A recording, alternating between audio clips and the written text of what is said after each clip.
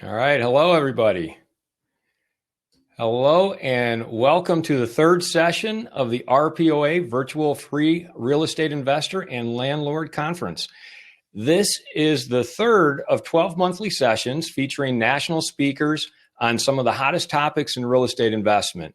And today, we're going to be discussing short-term rental strategies for big-time profits. Now, we've selected a format for this conference, which is hosted by Remo, to provide all of you an opportunity to network in a more realistic fashion and to enhance your experience in general. Now, once you get the hang of Remo, we know you're going to love it, and you'll have time for more networking after the presentation and the panel and the Q&A. But during our expert panel discussion today, you will still have the opportunity to get your questions answered, and you can submit your questions in the Q&A box. Make sure they go in the Q&A box and not the chat box. And you can vote on questions that you'd most like to have answered. So if you see a question that you really have yourself, make sure you vote for it so it goes to the top. We'll be answering your questions in the orders of which ones are received. We'll be answering your questions in the order of which ones receive the top votes. And afterward, we invite you to hang on and join us for networking at your table or other tables, just like an in-person conference. And our panelists will be at different tables, so you can also find them and ask them questions after the presentation. Now, I want to take this moment to thank all of our sponsors, especially our main sponsor, Western Star Insurance, along with Compass Realty, Culver CPA Group, Noel Saluski Agency, Vreda Vogue, Brummel Risk Management, and West Shore Property Management. All right, let's get started here. So one of the hottest topics in real estate investing right now is, with no doubt, short-term rentals. From the data that I've seen and the experiences of the people I've talked to, short-term rental investments have done very, very well over the past year. And by the way, you panelists, you can go ahead and join me now because I'm about to introduce all of you. So please join me on the stage here. The RPOA has been very bullish on short-term rentals, and we've even started a short-term rental association. Now, some of the members of that and founders of that group and association are here today to help us understand the best practices for owning and operating short-term vacation rentals, the biggest challenges facing the industry, and how you can up your game and maximize your profits as a short-term rental operator and investor. So now it's my honor to introduce our expert panel, and I see they're all here. We'll start with Kim. Kim Post owns 2 multifamily properties with 18 long-term units and 1 short-term rental property with 11 units in Cadillac, Michigan. Kim has been a real estate investor for over 30 years, and she is the owner of Mackinac Timbers Cabins, LLC, and Next Door Properties, LLC. Ed Bodman has over 8 years of experience owning and operating successful short-term rentals. Ed is an expert in hospitality, hosting, maintenance, marketing, cleaning, staging, furnishing, buying right, and working with city government to promote his community. Gary Hall is in his 5th season running a 10-unit Airbnb motel with over 1,300 bookings. Now, Gary is an entrepreneur, passive income strategist, and the owner of West Shore Property Management, where he manages both short-term and long-term rentals. Jeremy and Melanie Garcia have been investing in real estate since 2014. They started out with rentals and flips, but have recently shifted their attention towards short-term rentals. They currently own 3 in Muskegon, Michigan, and are in the process of acquiring their 4th. Jeremy is responsible for the financial analysis and development of the business, while Melanie applies her unique vision to make each property memorable, functional, and successful. So thank you guys for being here today. And I'm going to start with a question for all of you, and some of these questions will be meant for the whole panel, and then as we go along, we'll try to pinpoint who exactly is going to answer the questions. But this one is meant for all of you because obviously we've gone through a very difficult past 12 months with the pandemic. And I know a year ago, things were looking very bleak for short-term rentals, but how have they held up over the past 12 months? And what is the outlook for the summer? And Kim, why don't we just start with you?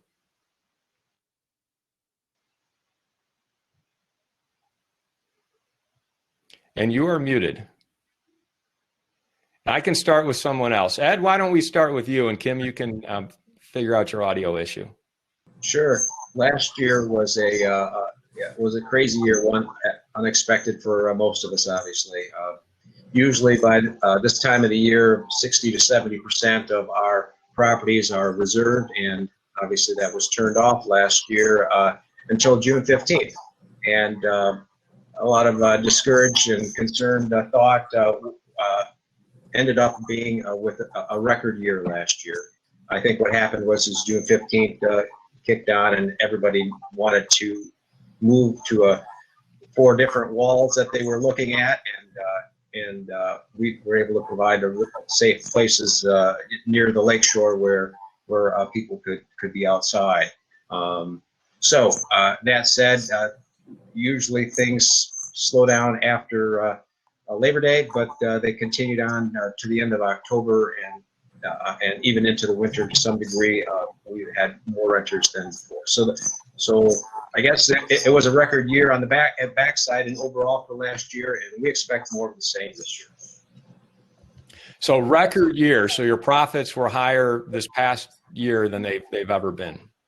Yes, that was our 8th season last year, and we both in reservations and rates were at record levels last year.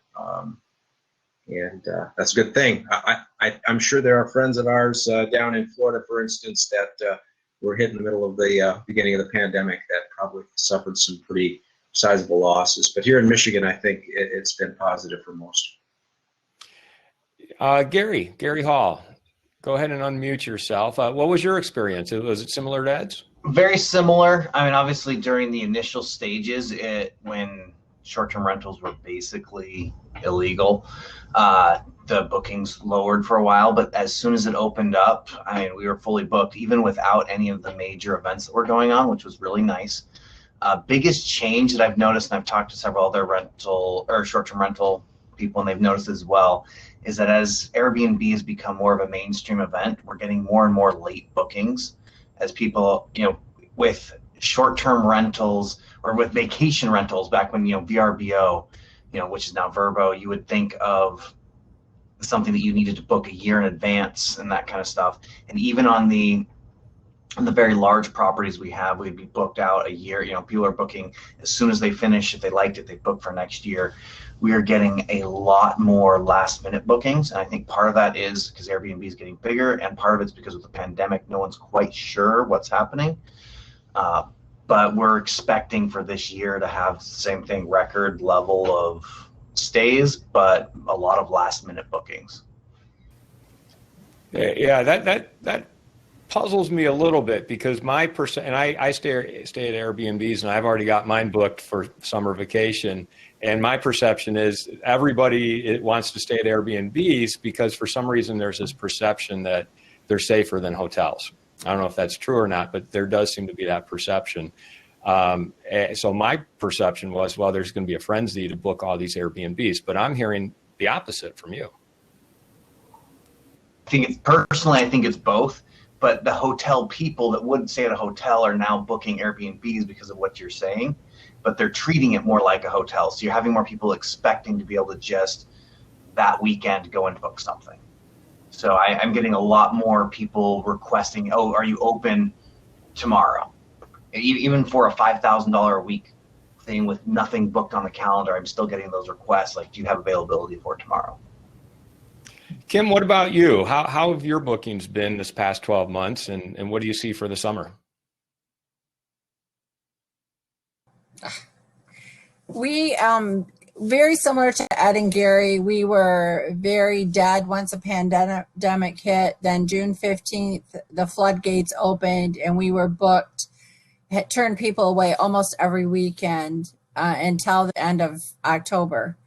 And then winter, we had great snow that came and stayed for about 8 or 9 weeks, and we were booked every weekend at that time. Right now it's a little quiet because of the weather, which is pretty typical. Once the mushrooms hit, we're in Cadillac. That's a big event. We'll probably pick up, and I look for a very busy summer. But I agree with Gary. We have a lot of last minute.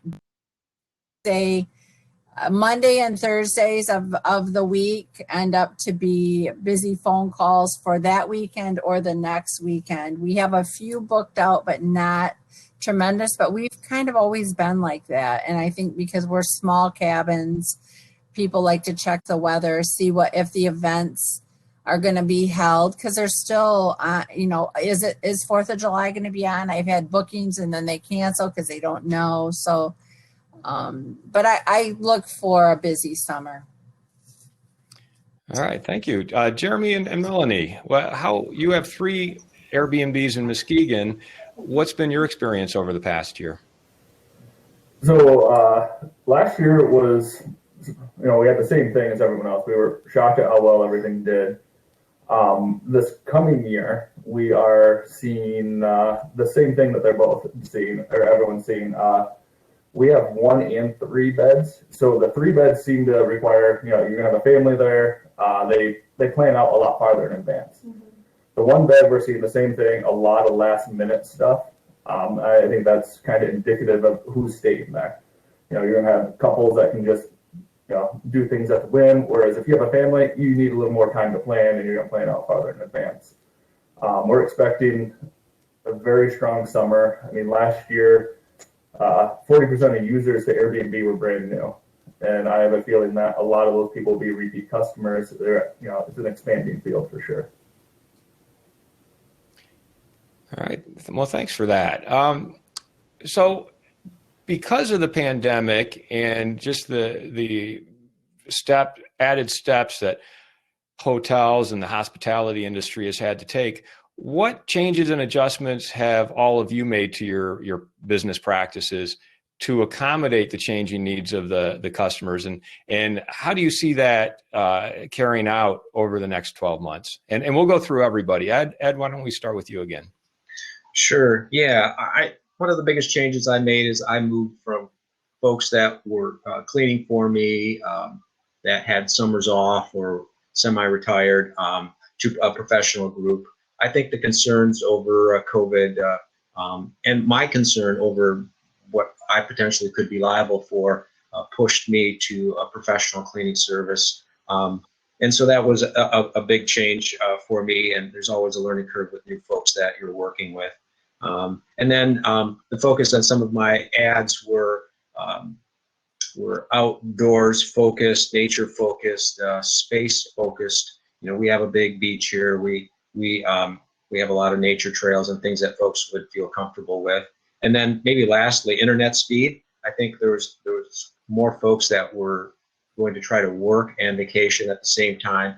And I had several questions to that point, and then adapted and in some cases upgraded my service offerings to make sure that folks could come and do events like this or stream something that would be part of the work that they would do during their stay. And then on top of that, obviously making sure there's a desk space available in the images that I provide on my listings. So it sounds like a lot of the people who are staying at your Airbnbs are there for work and pleasure. I think so. That's why they need the added internet and the desk space. Is that what you're finding? I think so. I think that's become the focus, and will continue to be the focus. I think people find a short-term rental as a self-enclosed entity a little bit safer than perhaps a hotel room and a place where maybe they can bring family along and they can do something different as well while they're working. And Gary, what changes have you had to make, and how do you see that progressing over the next 12 months? We have switched cleaning companies. Same thing, looking for more of that to distance the liability in case anything did happen. We have had a lot of requests for internet, And then honestly, being a little bit more flexible. There's a lot more concern about what's going on in the market, what's going on in the area. We're still not, our areas are still shutting down. 4th of July, I think Muskegon is an example. They said they weren't going to do 4th of July, and now they are doing 4th of July. Some of the big festivals in the area aren't happening. So what we're trying to focus on personally is more direct bookings, one, to increase our income, and then two, doing a little bit more advertising than what we would before, because you're trying to convince people to come to your area now instead of they're getting an Airbnb to go to this event. Because my motel is in a very event-driven area, and those events aren't happening. So we're trying to boost up what we're doing as far as marketing. So how do you boost that marketing? Are there ways to pay for marketing on Airbnb, or like what do you do to market? Well, one, Airbnb refreshes your listing based off of how often it's updated and whatnot. So I was able to get away with more stagnant listings in the past, but now we're trying to update them a couple times a month just to hit those algorithms saying, hey, something's going on. Trying to make the listings more seasonally appropriate. Once again, anything to do to boost up higher on Airbnb. And then for the direct bookings with our own website, just working on search engine optimization, hitting the keywords for the area. We have been, I know Kim's done a lot of marketing on Facebook, going after actual groups of people that might be going into areas. And then we've got a Facebook and a Google Maps listing, and just focusing on getting good reviews there so that you're showing up high on the list when anyone is coming to the area.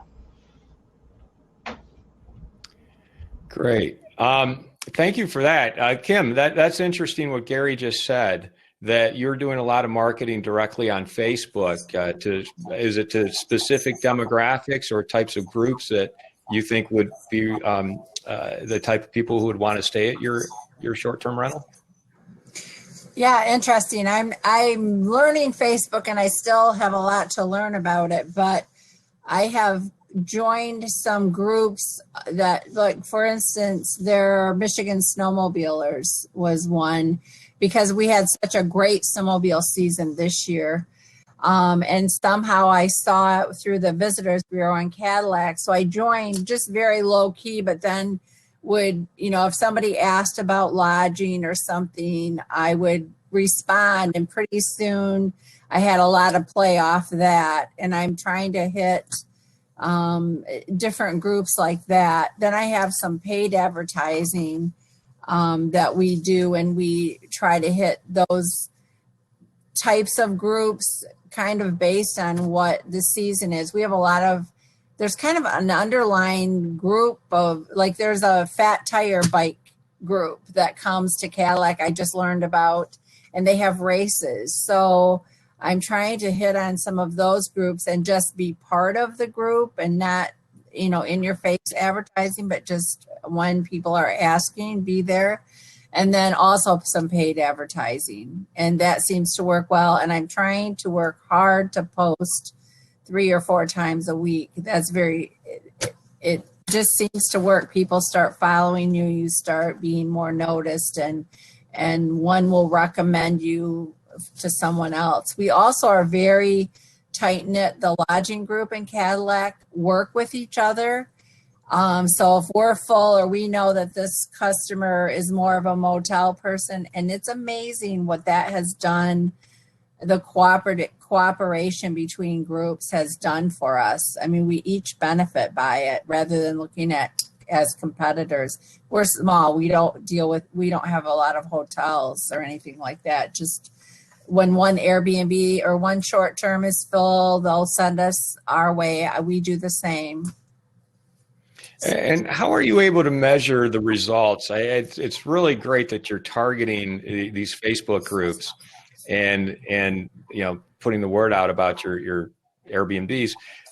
Can you measure the change that you've seen in your occupancy based on those efforts? We are not on site, and I have tended to be less hands-on, but after chatting with Ed and hearing some of his successes, I now am more, I chat via text mostly, but sometimes people will call and I just ask people, but I'll let them know we're excited that you're coming. Do you need extra parking? Depending, I sometimes have an idea of why they're coming because I've seen their name elsewhere, but otherwise I'll just ask, are you coming to snowmobile? Or are you coming for any specific event? Can I direct you any place that you're looking? Just, we're trying to be much more, not without bothering, once or twice. And then most everybody will tell me where they heard about us. Okay, great. Thank you. And then Jeremy and Melanie, how have you guys changed and adjusted your business practices to accommodate the changing needs of the customers?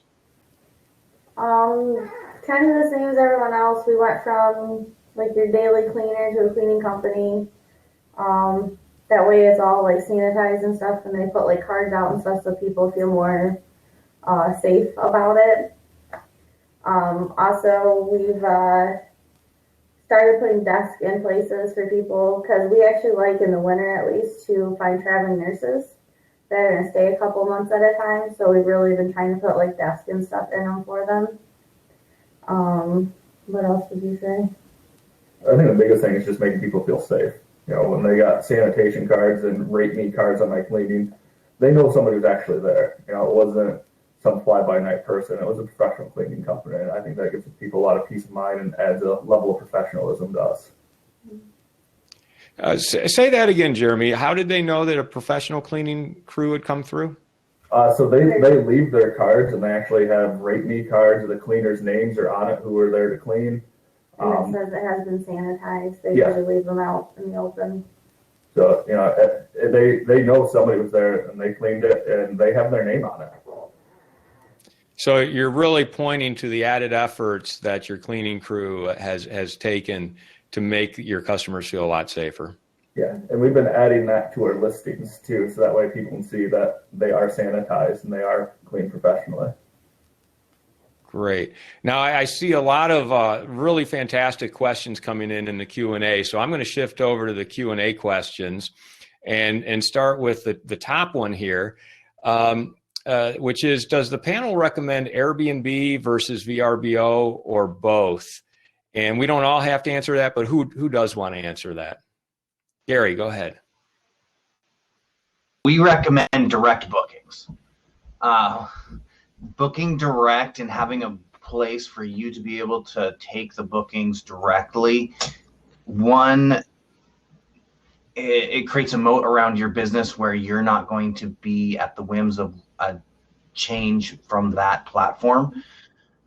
The platforms tend to charge your customers, 15 to 20% of whatever you are getting paid on top of that. So their prices are, they can't compete with you directly. So we recommend that you find a way to book directly. That being said, other than that, VRBO or Vrbo and Airbnb are both great. I'd use them both as a marketing tool, but just don't build a business around one of them. They both could change any moment and will change.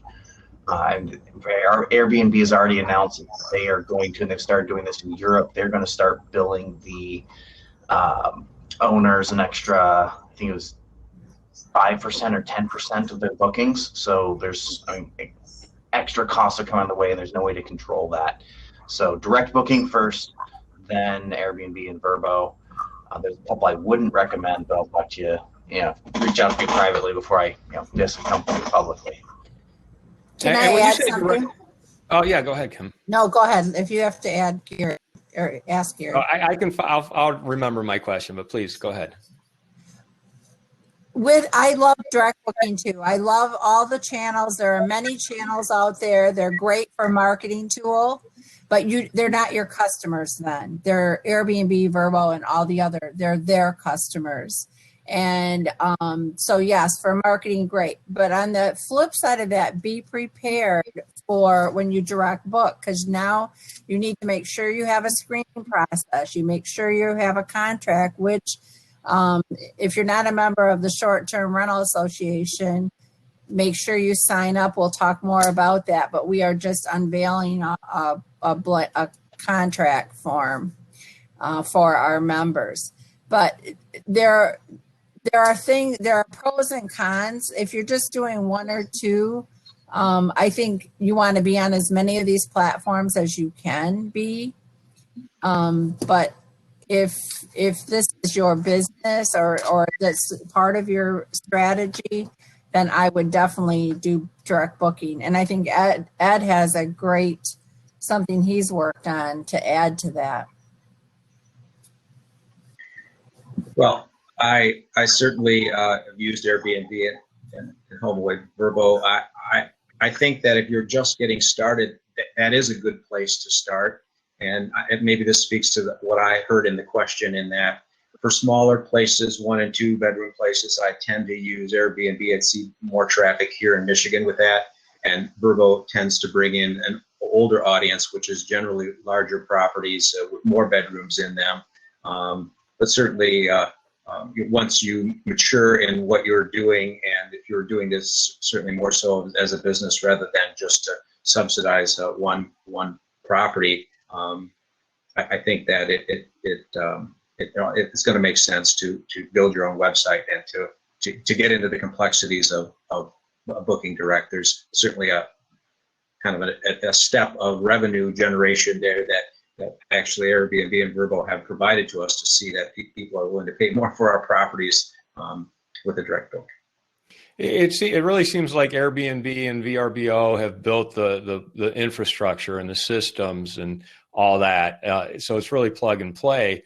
But when you guys talk about building your own direct marketing, aren't you then just recreating the wheel? And are there standard steps and procedures you would take to do that would make it easier for someone to do the direct marketing?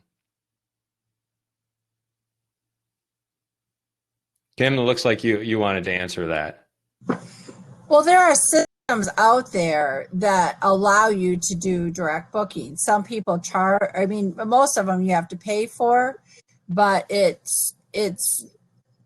you have control. When the minute you turn over, just like Gary said, Airbnb is pulling all kinds of tricks out of their trick bag. And because they don't look at us as their customer, they look at our guests as customer. We're just the provider of something that they want to offer.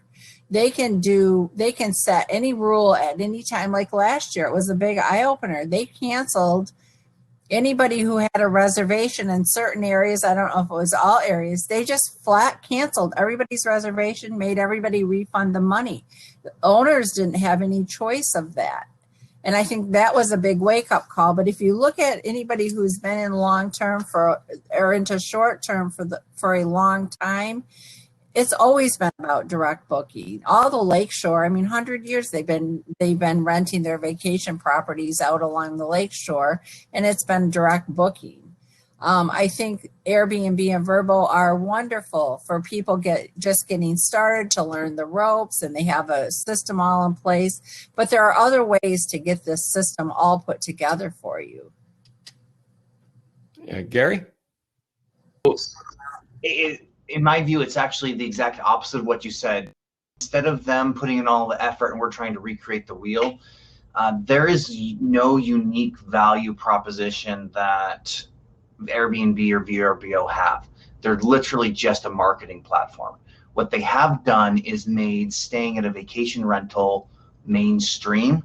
So they've spent all the money and made it so that people are looking for vacation rentals already. People will constantly contact you on Airbnb and VRBO trying to direct book because they're trying to save those rates. I do not suggest you, if they found you through Airbnb, only book them through Airbnb because that's the ethical thing to do. But if they are looking for a way to find you off-site, and I've seen people where I completely turn them away. I will not book with you directly, I won't contact you like that. And then I see someone with a very similar name find my website later and book. I did not point them that direction. but Airbnb and VRBOs are already doing that. You can, and web development is pretty inexpensive these days. There are several platforms that you can pay a small amount and they will have a full direct booking website set up for you. And, just Google short-term rental software, and most of them have some sort of direct booking component. So that can easily be created. You do have to work a little bit on the marketing side, but if you'll put a little bit of effort into it, what you're actually doing is you're pulling the you're taking advantage of the marketing dollars that Airbnb is doing to make staying in a vacation rental mainstream and not a hotel. And so it's an opportunity to piggyback off of them instead of trying to recreate, because they haven't created anything. They've just marketed our services. Good point. I have a quick story. I have to tell this story. So I booked Airbnb in Seattle for the summer, just for a week. And 2 days later, my booking was canceled. And I got a message from the operator saying, I'm so sorry about that. Airbnb canceled 56 of my reservations because of some snafu with, like, Seattle must have some sort of approved, like you have to have paperwork filed to be approved to do Airbnb. And Airbnb was acting as if they hadn't received that when they had, and they just canceled all of her bookings. So she had to go back to all 56 bookings and contact them individually to get them to rebook.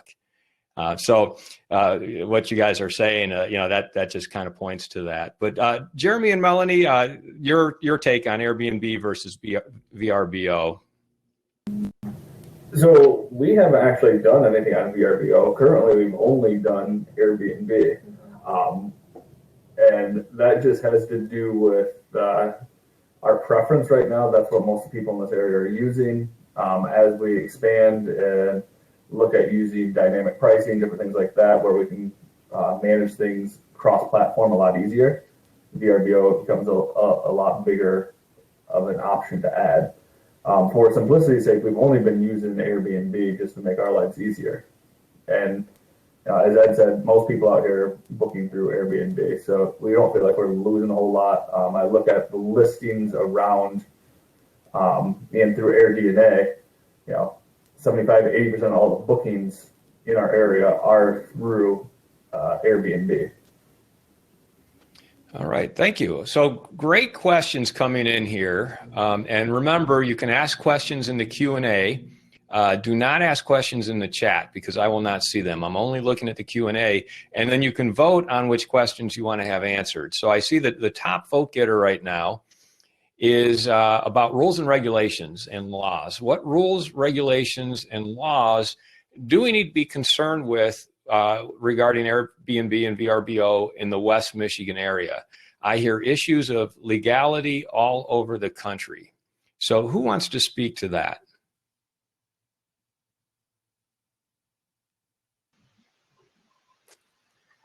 I can jump in here.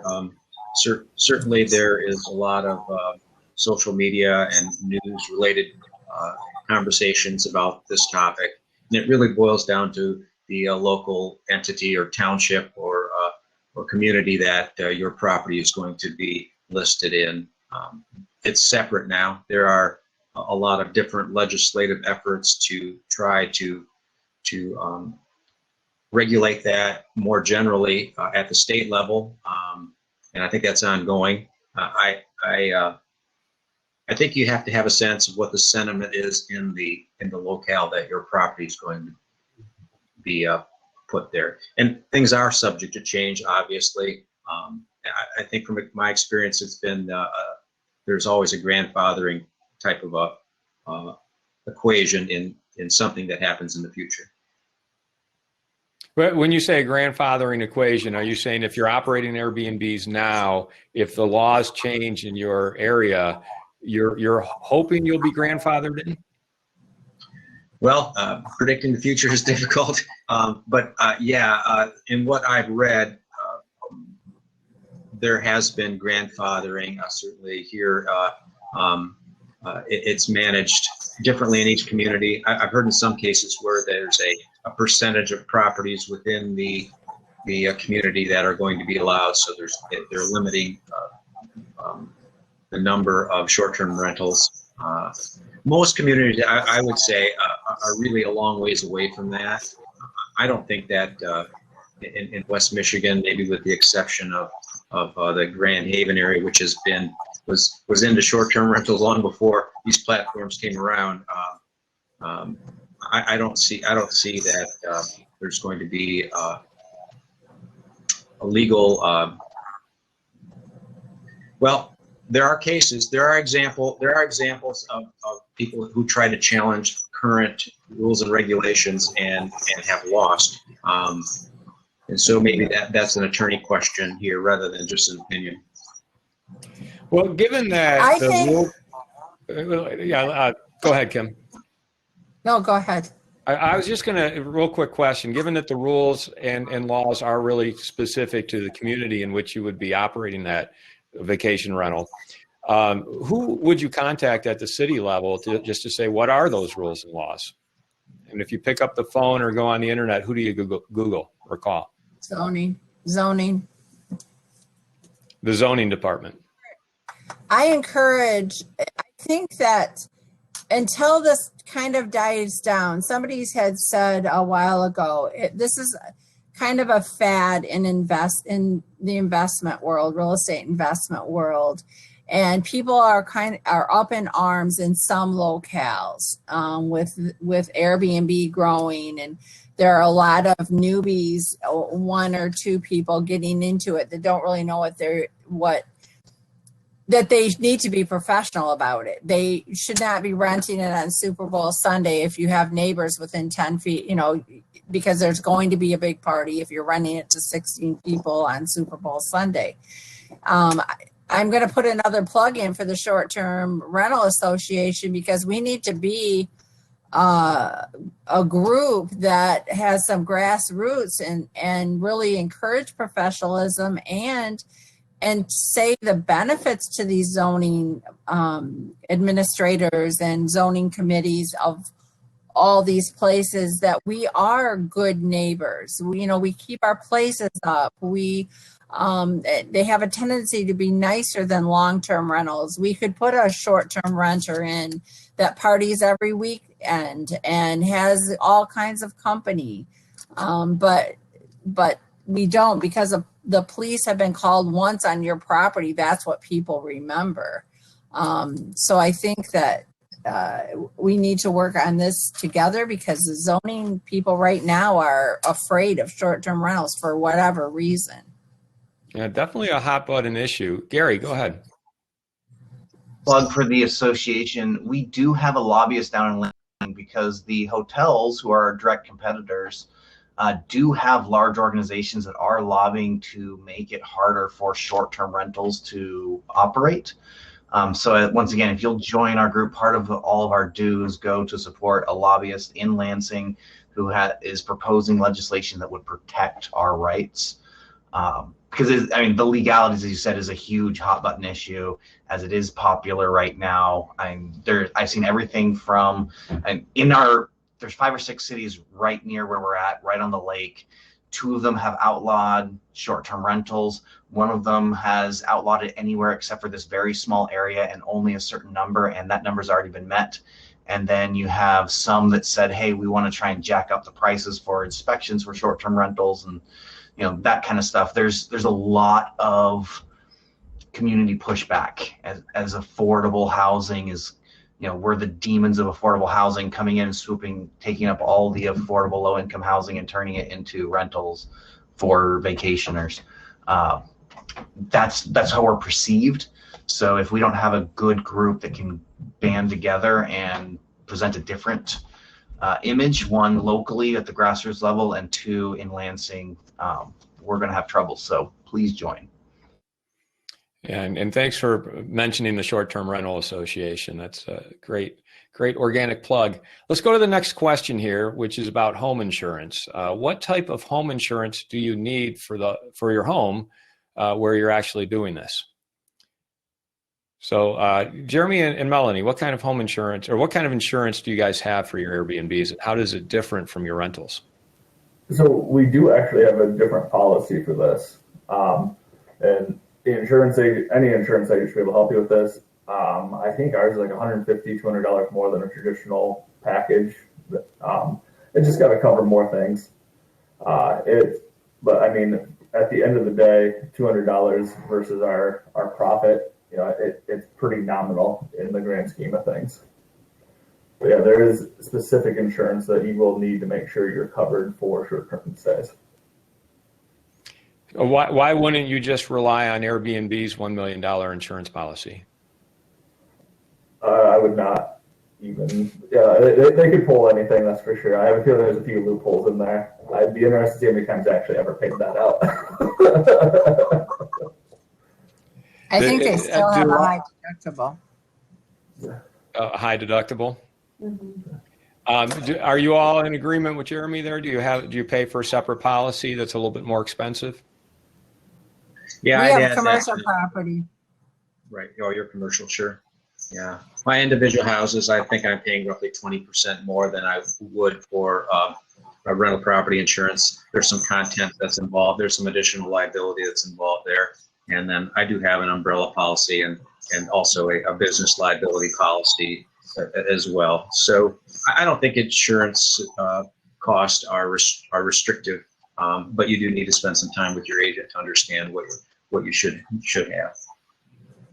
This restriction for insurance, I've rented out my guest bedroom in my personal house where I live, and I stopped doing that because there are very few insurance companies that do the hybrid. You can get for a short-term rental that's a rental, you can get commercial insurance. That's very easy, but there are very few places that do a homeowner's occupancy and a little bit of commercial as a mix.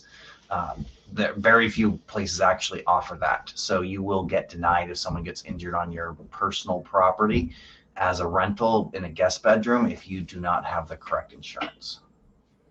So is it just a matter of talking to your insurance agent and saying, hey, I'm doing Airbnb. What policy would you advise? Is it as simple as that? We have several insurances sponsoring us today. Go chat with them. That's right. Go talk to, after the presentation, go network with the insurance companies and ask about that. Great question. Moving on here. So the next question is, what sort of technology and services do you use to automate your business? And it goes on here. Airbnb and VRBO are great for the booking side, but do you automate your cleaning service and property access, etc.? So who wants to take that first? I think that's a great question. Melanie, go ahead. All we actually do is with the cleaning company is I have it set up through Google Calendars, and I just put in the dates, like how many people are coming, and it'll send her an invite, and then she can automatically just put it in her calendar and it's all set. So it's pretty automated. I don't have to call her or anything like that. So Google Calendar for the cleaning company. And then for the booking side, obviously, you guys are using Airbnb. Mm-hmm. Yeah. Other technology and services that any of you might be using? Gary? We use a short-term rental software that coordinates all of our calendars together because we're on multiple direct booking, VRBO, and Airbnb. It also, because it has the booking in there, has a cleaning section. So you just click the button and says, hey, clean here. And then it will send a text message to your cleaners letting you know, hey, there's been a booking, you need to clean. We've tried using an app called August Locks, which once again, once you book, it automatically sent them a message saying, here, download this app and it'll give you direct access to your site. The problem with that one is it drained batteries so fast, we'd have people locked out every once in a while. So until there's a solution, I loved it because everyone had instant access. They knew what was going on. They're getting the communication. But nothing ruins a stay like being locked out at 10 o'clock at night when you're trying to get in. So until there's a better battery pack or something, we actually pulled away from them. But great service. If you could find something similar. So what we do right now is we have door key codes that change periodically, and then our software sends an automatic email out when someone books saying, welcome, here's your door code. Here's what you're going to need to get in. Jeremy, Gary, track back. You said you had software that you use that kind of integrates VRBO, Airbnb with the cleaning service. What is the name of that software that you're using? That's the one I'm using is called Kigo. It's great if you are self-managing. If you're managing for other people, it's lacking a couple features. When you say Kigo, is that Keygo? Kigo. There's some others that we've been looking at. Zivu. Let's see. Kim and I have been looking at several different properties. There's a bunch out there. Zivu, Kigo, and one other I can't remember off the top of my head. Owner Res.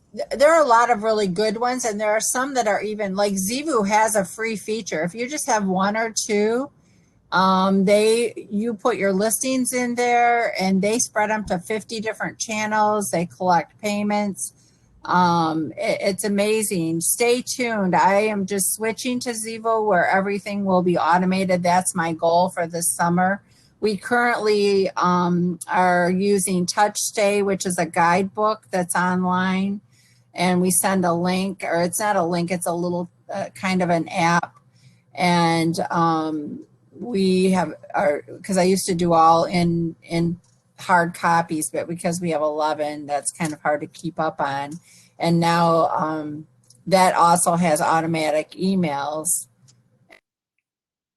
Zivu is going to help us automate the more direct bookings and cleaning, and pricing is another thing. So then, and Kigo does that too for Gary, where it can do automatic pricing. It looks around your area, see how many people are booked. If they're full, they'll up your rate. If it's not so busy, they may lower it a bit. You can put bottom line numbers in, that kind of thing. So, and that automatically emails your cleaners. And so stay tuned. I think Gary and I are both in the evaluation process. Spell Zivu. That's the app you're switching over to. How do you spell that? Zeevou. Great names, but crazy spelling. Yeah. All the good URLs have been taken, so. We're just making up stuff now. Any other? So I love technology and apps that make our lives easier. Ed, what are you using anything that Gary and Kim haven't mentioned? I'm just now initiating Turnover B&B. The platform is designed to help you find cleaners as well as give them coordinating access to your properties without exposure of rental rates and so forth. So I don't have an experience with it, but certainly on most social media channels that I've been researching this on, there's some positive reviews on it. And what is that? Turnover B&B. Turnover B&B. Okay. Jeremy and Melanie, what kind of technology have you guys found helps with your business? The automation of locks and stuff is huge. Like what Gary was talking about, just be able to send key codes, that cuts down on a lot of hassle. I mean, nobody has to deal with lock boxes. I could only imagine guests trying to open up a lock box and what a hassle that would be. So having automated keypads is a huge thing. And she does all the automated responses through Airbnb, so it's pretty fast for her. I have them set up. They're pre-set up. Yeah, so she has it pre-set up. When you say automated responses through Airbnb, are these just, it's like a funnel where someone books and they automatically get an email from you that is kind of pre-created and it goes to everyone who books with you? Kind of. Like when we get like someone that books, I just go to it for that house and I just click on it and then it'll send it to them.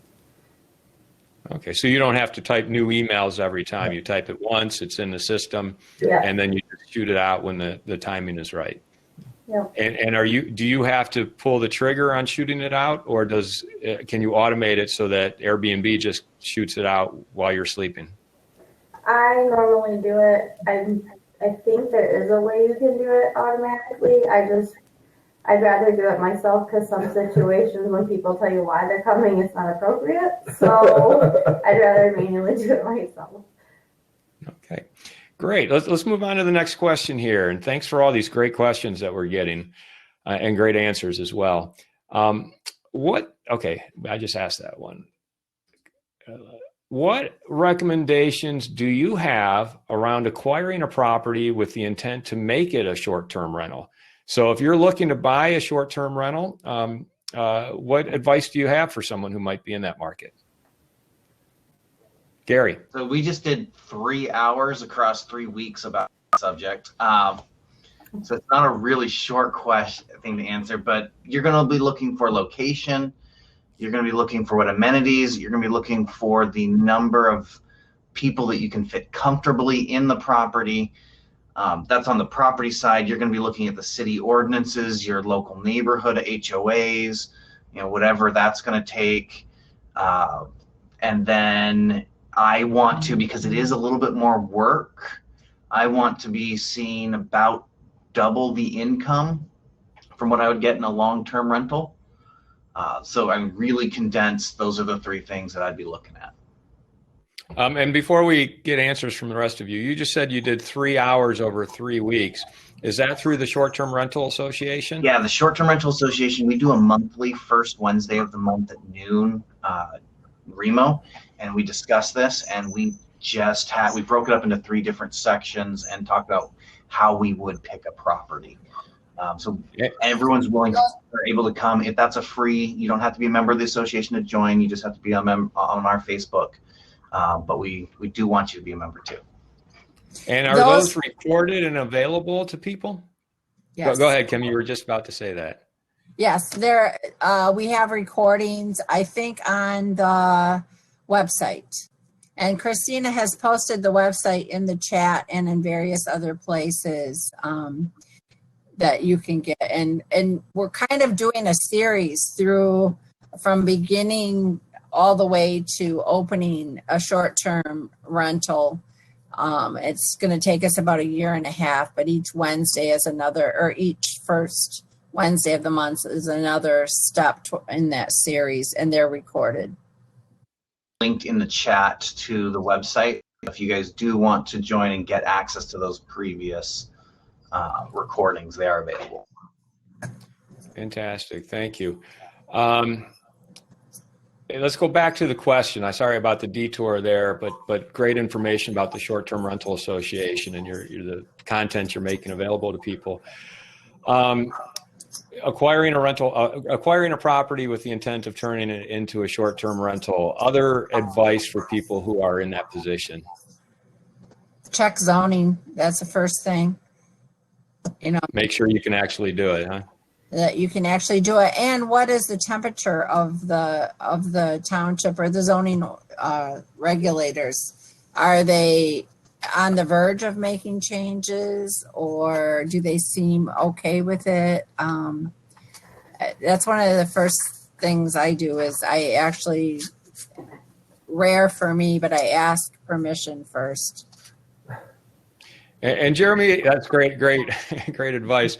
Jeremy and Melanie, you guys are in the process of buying your 4th Airbnb property. How did you identify that property and determine it was appropriate for Airbnb?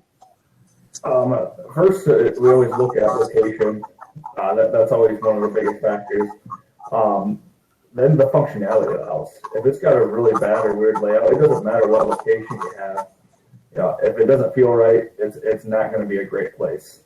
Maybe it's better suited for a traditional renter. Your guests are expecting a high level experience. The functionality of the house is really important. It'd be really weird to have like a dishwasher in the dining room away from the kitchen. It's really important to have things dialed in. So we always look for the functionality. And then what can we use the spaces for? Right now we are in one of our places.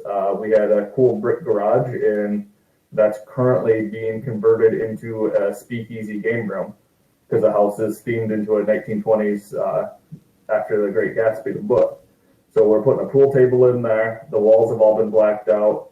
We got Art Deco chandeliers that are going in. We got a big lounger for people to sit in, some some chairs. So that was just dead space for us, but we knew that had a value add in the long run. So those are some of the things that we consider. And then she certainly goes through and has the vision design it, because the one we're buying will definitely need some love. We'll have a pretty significant rehab budget for that. So I love what you just said. You're converting a garage into a Great Gatsby inspired speakeasy. How do you think that's going to boost your income? So once it's done, we plan on adding on at least $25 a night. The conversion of that garage, it's going to cost us about $1,200.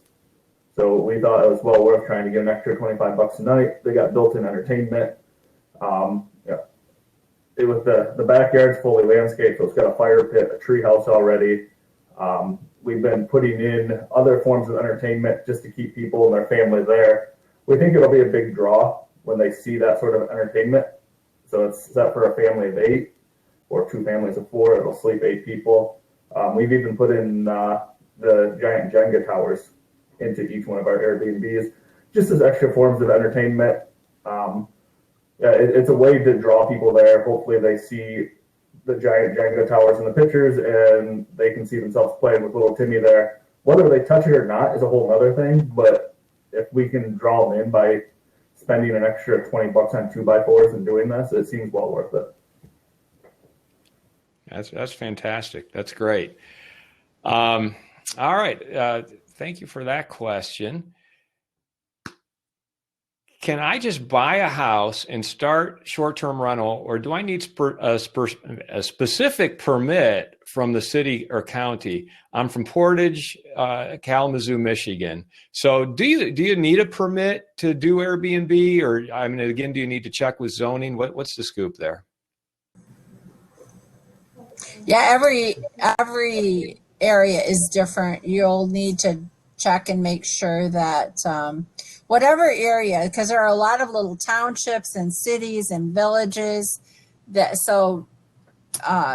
check and see where this is actually located, and then see what the ordinances are or what is in the pipeline. Because a lot of people do ordinance reviews every 5 years or so. So sometimes they always have them published normally now on the website, what's up and coming. And if you see that it's up for discussion, you might want to go in person and get a feel for what is really going on behind the scenes. And Portage, Michigan, do any of you have knowledge of Portage, Michigan, and our Portage, Kalamazoo area? Of that city, no, but the general rule of thumb, what I've noticed is if your city requires a rental inspection, for long-term rentals, this is still a rental, so you would need a rental inspection and whatever certificate your city requires for rentals. Okay. Great advice. What are the liabilities of cleaning your own Airbnb? So if you don't want to hire a crew and you want to clean it yourself, are you liable if there's any problems? Oh, and we got scared is the general answer. So there's risk involved in cleaning your own Airbnb. Is that what you're saying? I think that we know more about COVID now than in the past. If you're referring to the risk associated with that, certainly the cleaning company and the liability coverages that they carry will take care of that issue, along with the specific solutions or solvents they use as part of their cleaning process. If you're referring to just general liability for your own property, I would think that would be covered under the general liability coverage that you'd have. I guess I almost have to answer that question with the questions to understand more what the intent behind it is. But the question came from all 4 of us mentioned that we moved to professional cleaners, and Sure. One of the big reasons was liability, and that was COVID.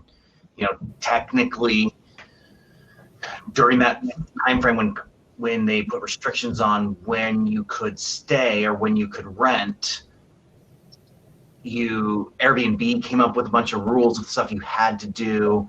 The state came out and said that you could only rent to certain people, and if you did certain things, and we didn't know what liabilities could exist, especially as we were operating in a kind of gray area where they said short-term vacations aren't allowed, but you can still rent if you need to be somewhere.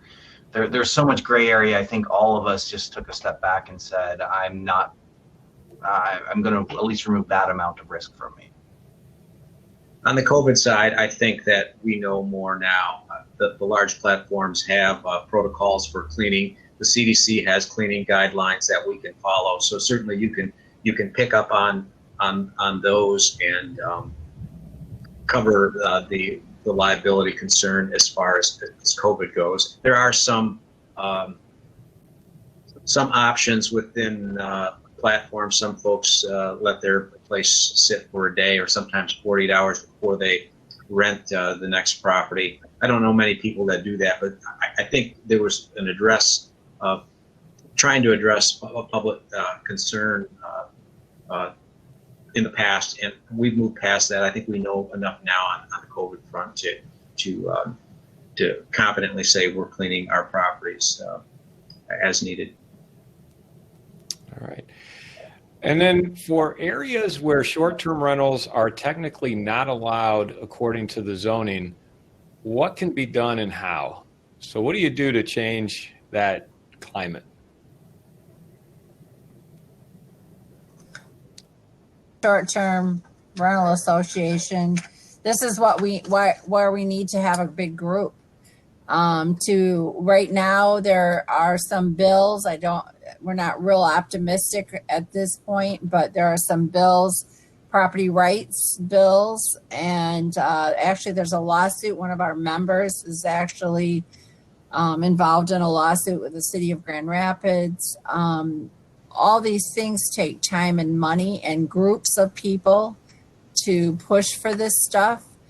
At this point, if you're like in the city of Grand Rapids, you can do short term as long as it's 28 days or more. So you could do corporate rentals or which are like visiting nurses. And I think the rest of the group does that kind of thing, or business rentals, those kind of things. The other option is if you rent a bedroom in your house and you allow that guest to be part of your use your kitchen and everything like that. In the city of Grand Rapids, you are allowed to do that with inspections and fees and stuff. I prefer to look for areas that are friendly. Thing you can do if you are in an area that does not allow short-term rentals, that creates opportunity because there shouldn't be other short-term rentals. You can get creative with the space that you're offering.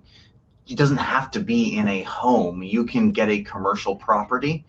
We have some members of our short-term rental association that have some commercial property in Grand Rapids, and that commercial property they split into rooms and are renting it out. It's just like having a hotel or a motel. You just happen to be renting it on Airbnb. So, and especially for Airbnb, where some people want unique spaces, buy a church that's not zoned, that's in a resident or in a commercially zoned area, and turn it into an Airbnb rental. Whatever it is, there are ways where if you could find a commercial space, renting multiple families like a motel is considered a commercial use. And you should be able to run it through Airbnb and have no competition because no one else is allowed to do short-term rentals there. Great, thank you. How do you fund your acquisitions for short-term rentals? How are you guys affording to buy these properties and turn them into short-term rentals? Jeremy and Melanie, let's start with you. So we generally use private money or partner up with people to acquire them. Banks aren't super huge on it. They have a tendency to underwrite them in as a traditional rental. So it can be a little trickier to acquire them. There are companies like Host Financial, which actually uses AirDNA analysis different things like that into their incorporation, but they often require 25, 30% down. So if you don't have a huge money for down payment or you're trying to scale it quickly, we use private money and partner up with people so that way we can scale. Other ideas or ways of going about that? We have commercial property seller financed. There are some of those around. Yeah, Ed, how are you building your empire? Well, it's a variety of ways. The initial property was going to be a retirement home that we purchased, and the realtor suggested that we rent it out to offset some of the costs associated with it. And then we did that for the first 5 years and raised rents every year and realized, hey, there's a business in this. And so, leveraging your equity line in your home, there are lenders that will rent based on, traditional long-term rental properties is not a bad way to start. I think once you get a couple years experience with rental incomes, lenders are more willing to chat with you. I'd work to identify those lending institutions that do portfolio loans that aren't under the larger government guidelines for lending, and build a relationship with those folks.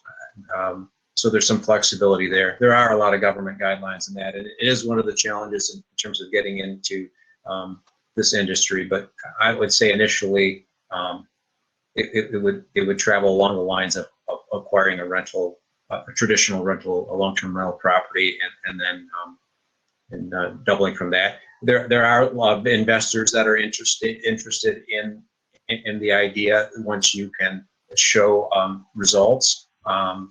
As maybe you've read, that there are pension funds and other large entities now that are looking at real estate purchases for the purpose of this as well. So this group, this association is a good place to meet people who know what you're trying to accomplish and can help you with that. If you have a rich uncle, I think you should ask your rich uncle or aunt for share your business plan with them. Gary, you have a number of clients who own short-term rentals that you're managing for them. Do you see any creative ways that they're being able to acquire these properties?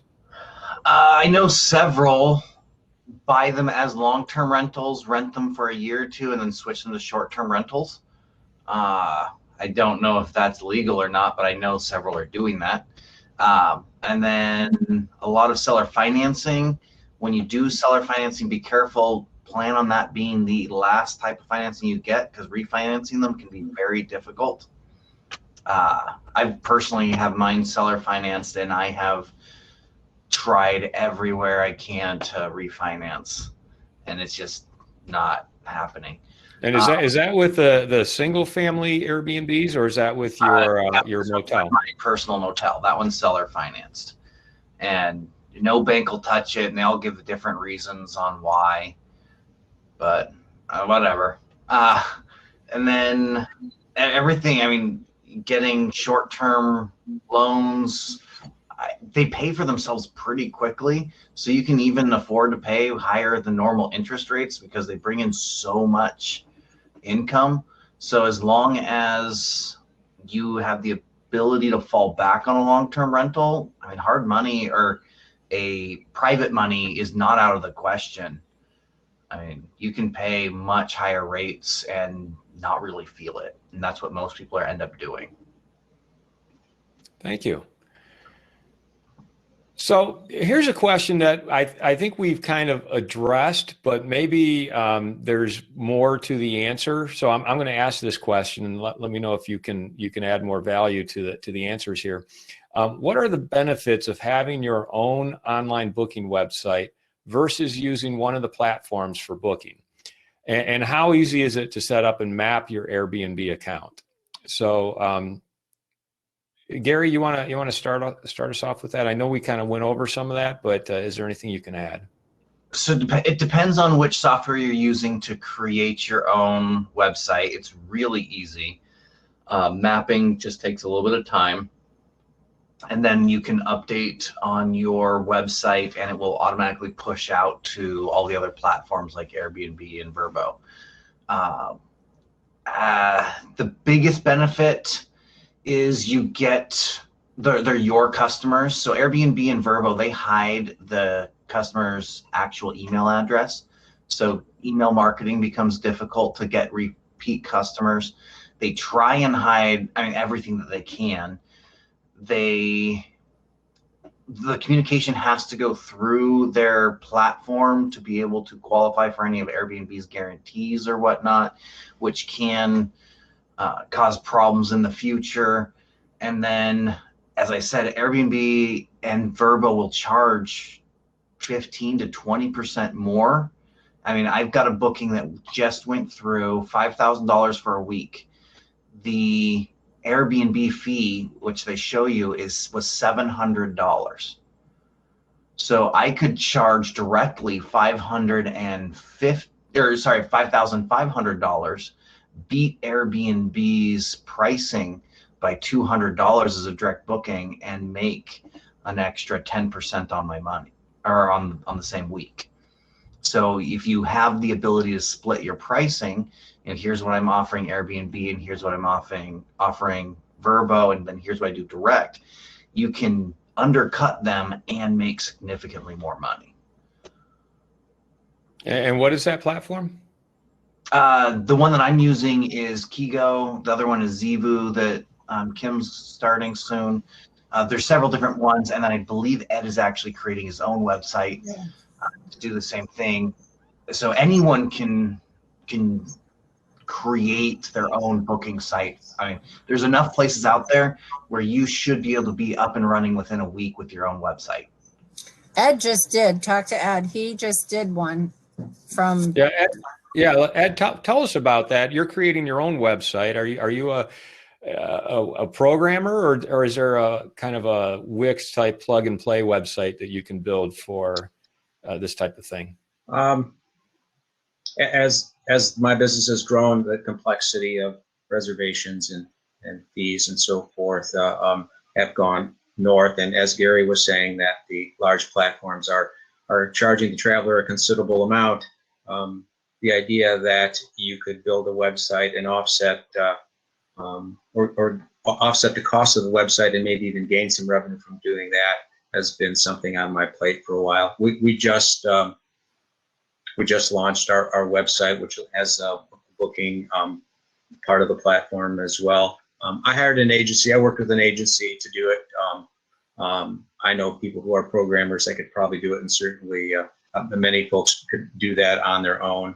I felt like there was a technology learning curve for me to go through that process and understand what it takes, and also learn the functioning part of the website by engaging with a professional group to do it. I think I spent somewhere around $3,500, so it wasn't a big number, and certainly you can do it for much less than that. I wanted a partner in my business on the marketing side to take the next steps to help promote it afterwards, and there's only so much you can do in a day. So if you let me plug my my please site, do. Plug it. Let's hear it. It's experiencemuskegon.com. You're welcome to look there. We're just getting started with it. I have some of my properties up on it. It follows along similar to what some of the bigger platforms have used.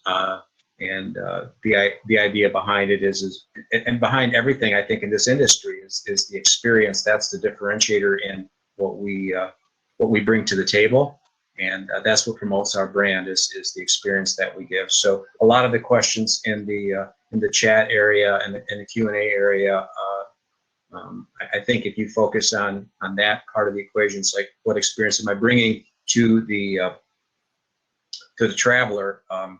You'll find answers in that question. And the company that you hired to develop the website, are they going to handle the marketing and the SEO and everything that follows after it's up and running?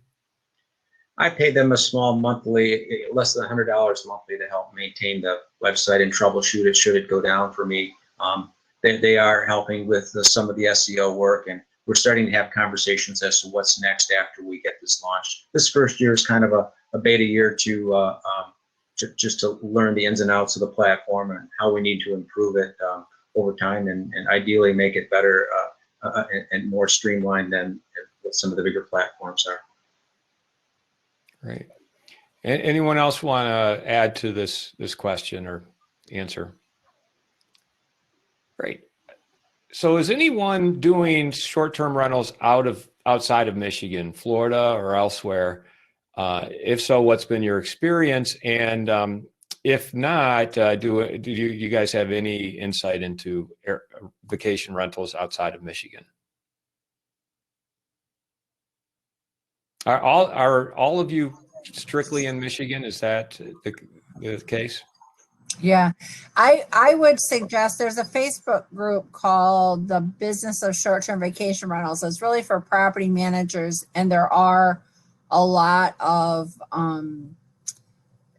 managers and owners. A lot of the managers are their own owners in other states. I would recommend after this, Table 1, if you are owning or buying out-of-state short-term, gather at that table when we're done here, because we've had this question when I was networking ahead of time. There's a big interest or a fair amount of interest in that, and I think you people should all go to Table 1 and chit chat. Brian did have a podcast with Robin Thompson that was interesting. She is in Florida and she invests out of state in Branson. And I think there are a lot of people who do invest. Miriam, I think, is on here today, and they have one in Arizona. So there are several here that own out of state. I don't think any of us here do. The typical property manager, you're making somewhere between 20 to 50% of your gross revenues being paid out in commissions. It's a very expensive proposition, but as long as the property makes money, yeah, you can buy anything anywhere and someone will manage it for you. Do you guys have a minimum stay? And if your minimum stay is less than a week, how do you deal with the tax implications of being taxed like a hotel? Big misconception that people have is that we aren't taxed like a hotel. Anything less than a full month's stay, and you are required to pay occupancy tax. Whatever your state or whatever, there's a state 6%, and then whatever your county or city or whatever other short-term taxes there are, yeah, you have to pay the occupancy tax. And that's one of the biggest ways that you can keep your local municipality from outlawing short-term rentals is start showing them that you're a revenue source. And on the large platforms, there's a place for you to add those taxes and identify them. And I think in Airbnb's case, they will even collect and remit the use tax to your state, or the local taxes, I think, are something that you can collect and are paid to you through the platforms, and that's your job to remit that. And what about a minimum stay? Let's just go around the table here. Do each of you have a minimum stay? And if so, what is that? I have 2-night minimum. I have a two-night minimum, and that does create gaps in the schedule where there's just one day available between a stay. I offer that one day to both reservations on both sides at half price, and I usually get a taker to fill it. Yeah, Jeremy? We also do a 2-day. Especially in the smaller ones, you get a lot of people coming in for a weekend, a lot of couples. So we don't want it filled just for a night. Pretty much every weekend's always filled. So if we have a day left, I think that'd be a lot of money left on the table. I don't have a minimum stay for my For some of the larger properties, 7 days. 7 days. Do you feel that rules out a lot of people? During the summer, no, we're completely booked. During the off season, it does, but on a large enough property, the amount of damage they could do, it's risk versus reward. If you're not going to put down a certain amount of dollars, it's just not worth the risk of having you there. Okay. Oh, Kim, you're muted. Hang on. Go ahead. I also in the summer, we like when we're really busy, I will do a minimum stay starting on Wednesday. I'll do like a 4-night minimum, Thursday 3-night minimum. So I do, so we don't have any turns on Saturday, and I'd like everybody to utilize that weekend. Now, how do you find your acquisitions for short-term rentals? Similar to ground we've covered, but just locating and identifying a property that you could turn into a short-term rental. What do you go through to find that? Jeremy, Melanie, why don't you guys take that? I think I'll answer it a little bit differently this time about talking about analysis of a property. We went through functionality and location, which is important. But I think the parts that we used to struggle with the most is trying to figure out what a property is actually expected to make. So we have relied heavily on software like AirDNA to help us figure out how a property should perform, and we found that to be pretty accurate in our market so far. And there are some assumptions that are going to have to be made. You'll have to compare yourself to everyone else, what they have. You'll get to see everyone else's places. Are you going to be nicer than theirs? Is your location not as nice? There's going to be some factors that are going to have to be taken in to kind of analyze your own property. This is a topic that was covered on those last 3 sessions as well as part of the short-term rental meetup that you can find on Facebook. But there's a lot of ways to identify those properties. Certainly, for me, I'm friendly with just about all the brokers in the area. Let them know what I'm looking to accomplish. I let them know that I'm often a cash buyer for properties. That helps from the standpoint that if they have a property that's somewhat distressed and wouldn't otherwise get financing, it leads me into some opportunities for those that are fixer-uppers, so to speak. I think just being friendly and telling people what you're looking for in the area you're looking for is important. And then if you were asking the question as it relates to where, certainly location is a big part for me. What can they walk to where this property is located is probably my number one question. That starts honing down what makes sense for me. I love seeing all these. Oh, go ahead, Kim. Go ahead. I think once you are, I do everything in my power to be part of the community because we don't live in that community. And I think once you have a property that people appreciate and see that you're going to run it well, people present you with, hey, have you looked at this property? It's for sale. You do a good job. Can you, would you be interested? Or I do think that you start, and just your connections. Hey, are you looking for something? Or people will just email me. Have you seen this? But the first one, just look and make sure that listen to our 3 hours of or 3 sessions. Just do your homework ahead of time. Thank you. Great questions coming in still. Just a reminder to the audience, ask your questions in the Q&A and vote on the questions you want to see answered, because I see people voting and questions switching places here. But definitely put your questions in the Q&A.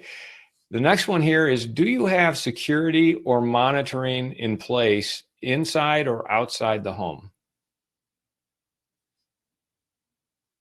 do not have any video facing towards home. You can get into some trouble with that.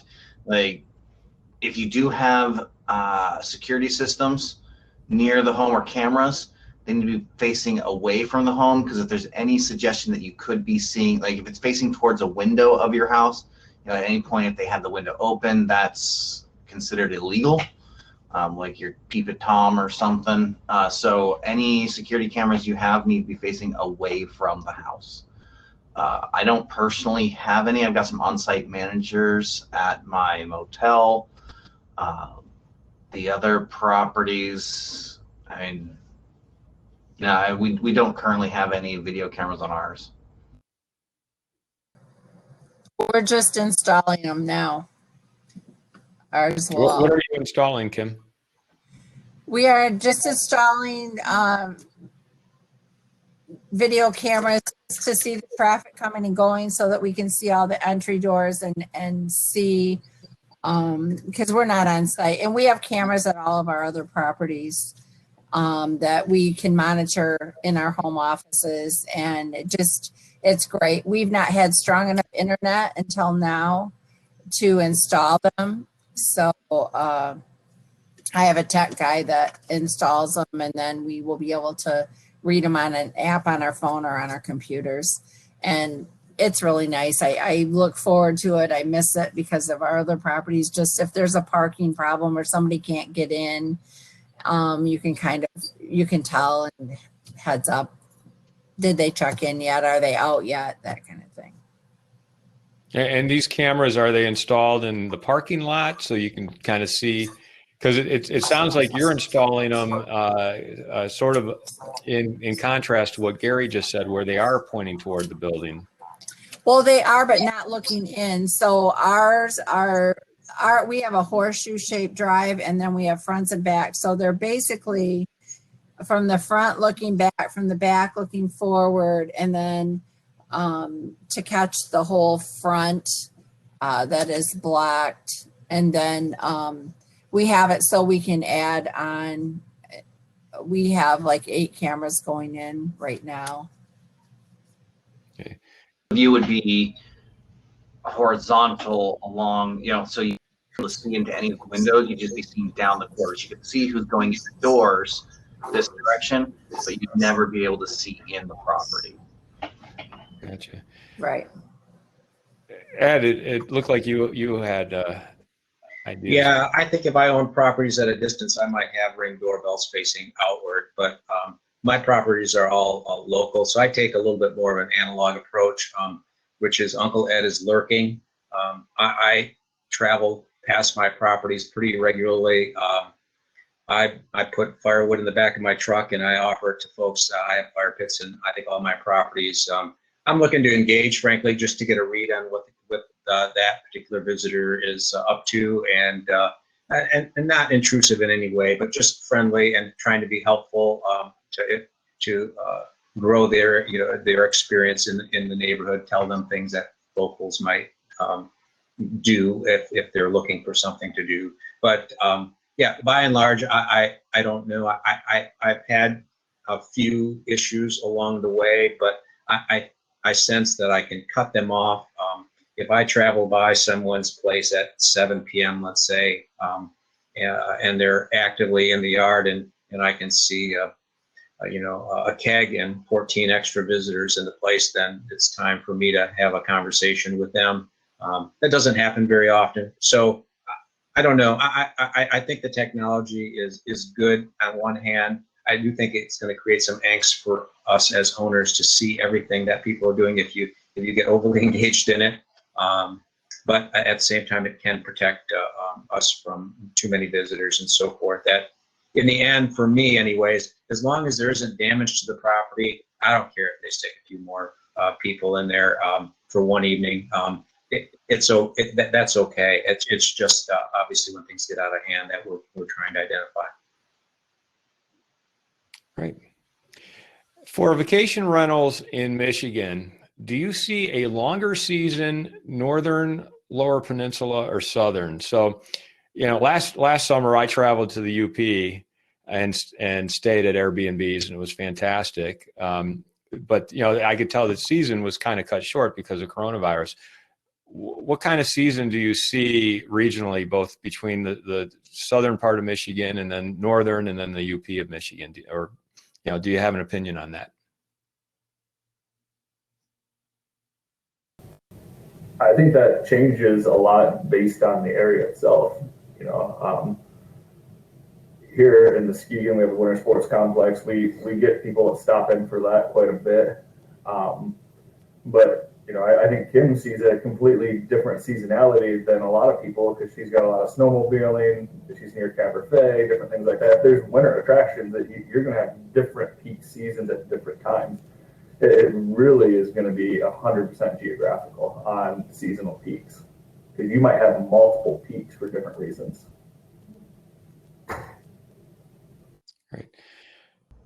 Right. Go ahead, Ed. I think this is a great question. I think the pandemic has created a scenario where people are looking for a reprieve and seclusion, and I think the allure to northern Michigan is maybe a more positive thing now. Certainly with Kim and her and more snow in that area where she's located is a big plus in the wintertime.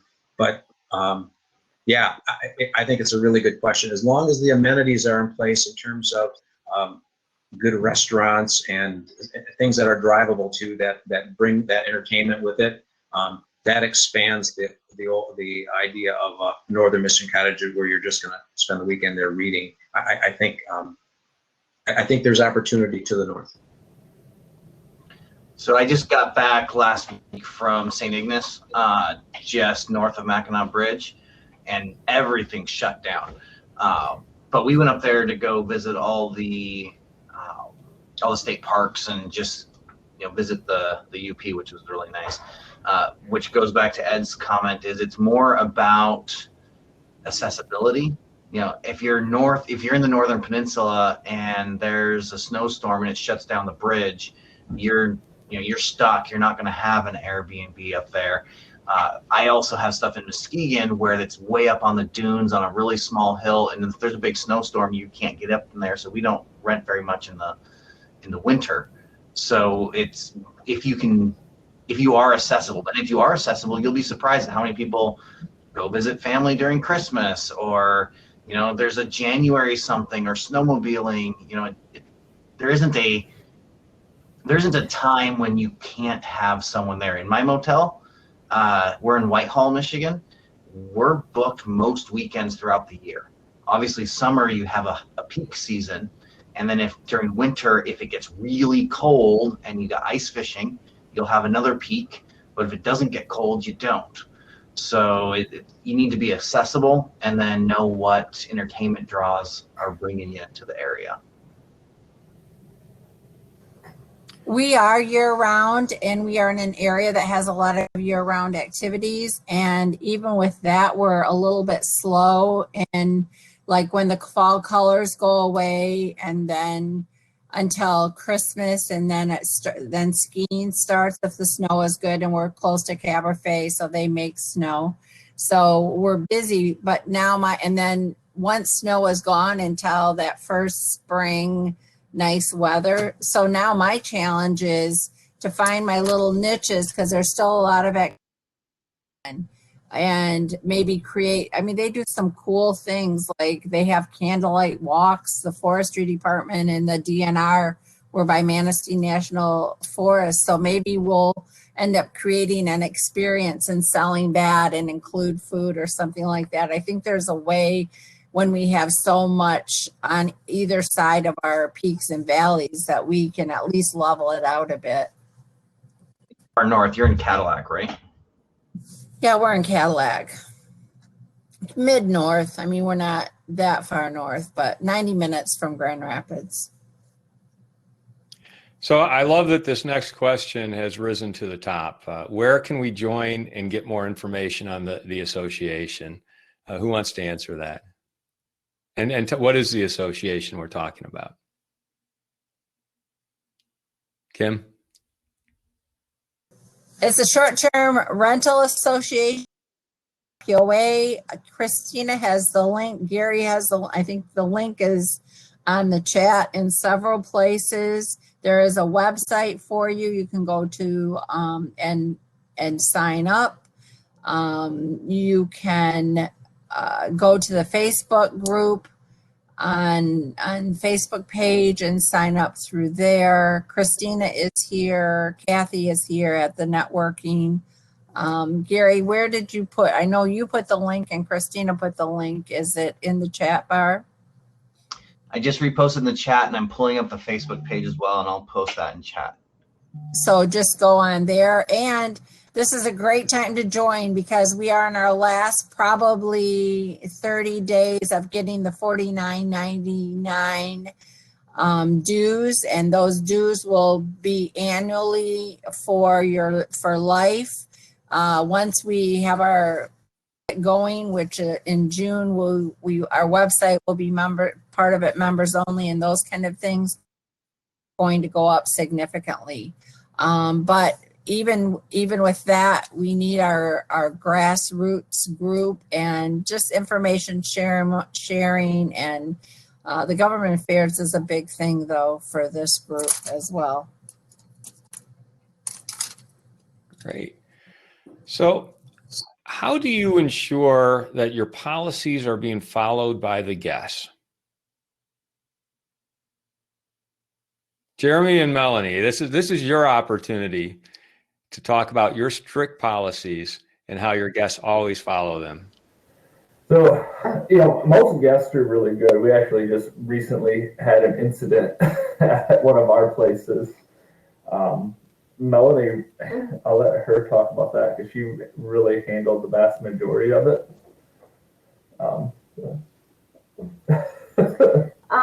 Basically, I had to get a hold of Airbnb, and they helped me with it. There's a resolution center that you have to actually put a request in, basically.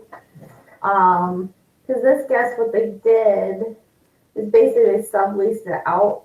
They're another host in the area that subleased out my property. And I guess there is like some loopholes where he can do that. And they said the type of host he is, he can do that. But he didn't tell us that. And so we got complaints from the neighbors telling us some stuff that they were doing. They were there for a month. They caused over $500 in damages that I had to replace.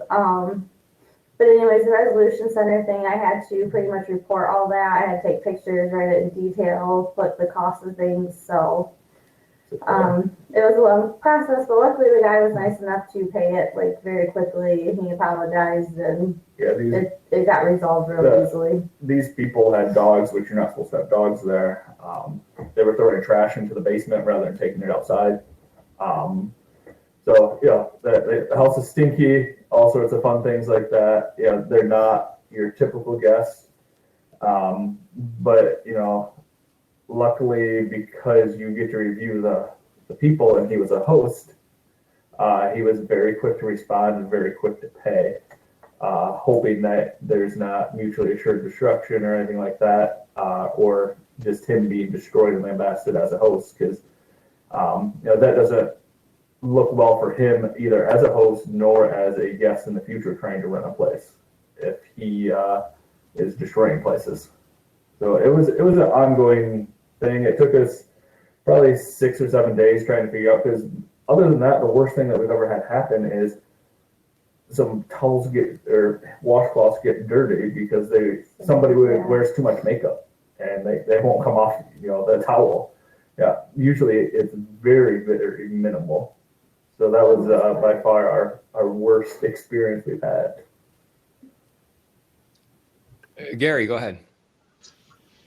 What got me into short-term rentals in the first place was actually an RPOA conference like this, where a lady came and said that the less time someone spends in your property, the more they treat it like a guest. So as long as you are clear with what your expectations are and what your rules and policies are, most people are coming with the idea that they're going to follow them. As I just pulled it up on my software, we're currently on our 1,321st booking.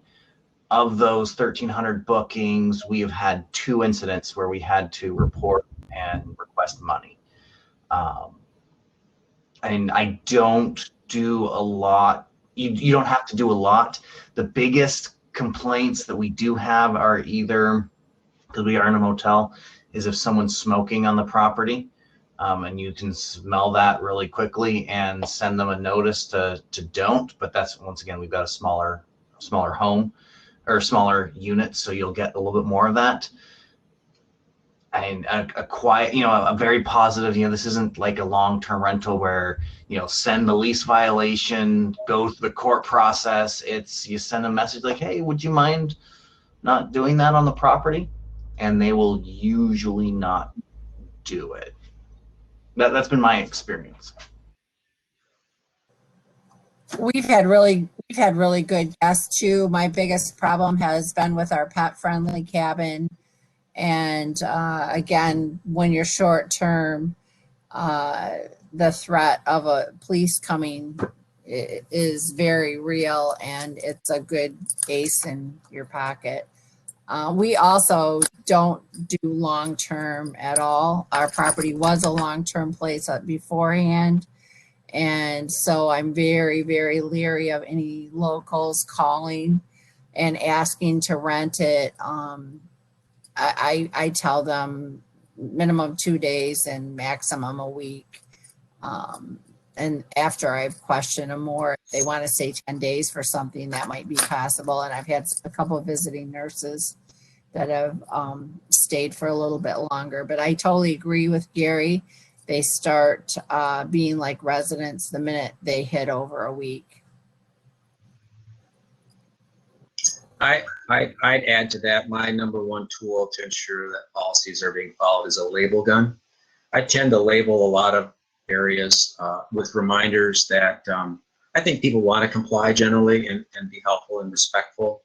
And sometimes you need to remind them. But yeah, I got a label gun for Christmas here. I don't know, six years or so ago. My family still makes fun of me, but it's a very useful tool in terms of where to put things back.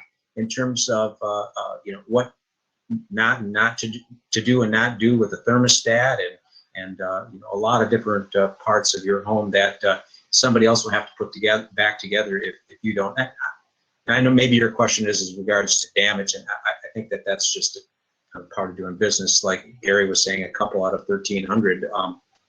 Once in a while you're going to get one, right? And Melanie, going back to your story, I'm wondering what policies and procedures you'll now put in place to prevent that type of thing from happening again. I think I'm just gonna go back through and make it a little more detailed, because I do have some of it actually was written on there. They just refused to follow it. But we were actually told by the site that if we have someone like that again that tries to book and we're uncomfortable with it, to contact them and they will just automatically cancel it for us. We can also put on there that we don't accept third-party travel hosts or anything like that. Mm-hmm. That would prevent them from being able to do anything like that in the future, which is definitely something that we're going to implement, because we don't want essentially other hosts hosting out our place. So here's another question that has some, it is kind of a follow-up to something we talked about earlier, but I'm going to ask it again because maybe there's some nuance that you guys can add to this. Do you market broadly or to a specific niche? And Kim, I know you talked about how you go to specific Facebook groups and market to them because they're the perfect demographic for your place. Anything else that people can add to that question to add value? I mean, are most of you, aside from Kim, marketing broadly? Or are any of you targeting your marketing to specific groups? I mean, since we're only using Airbnb, essentially the market's coming to us. They're the ones that are filtering out, hey, I don't want a one bed, I need a place that'll sleep 8. So for us, we're not doing that marketing. That's our next step. But the market is coming through Airbnb to us. The biggest thing would be seasonal amenities.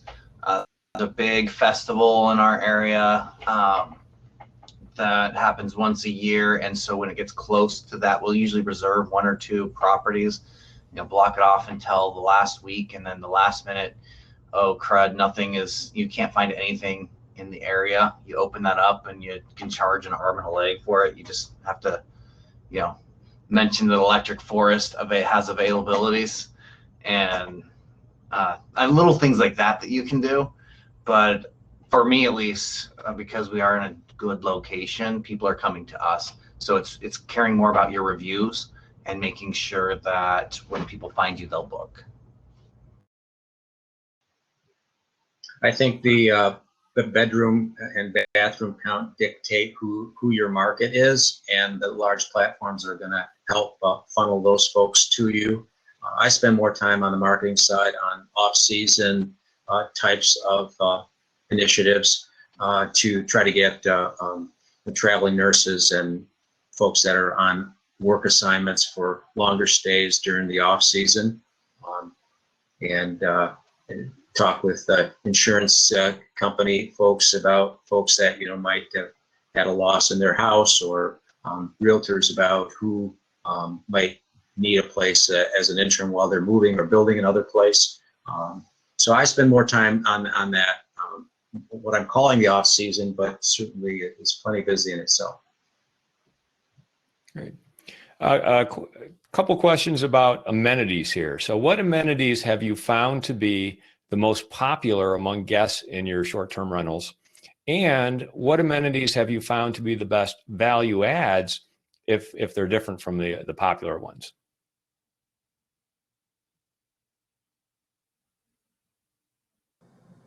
We've created kind of an experience in the fact that we restored this old roadside inn to make it, we kept a lot of as much original as we could, and then redid all the plumbing and put in a mini kitchen, but it still has that feel when you walk in. We have antiques and from that era.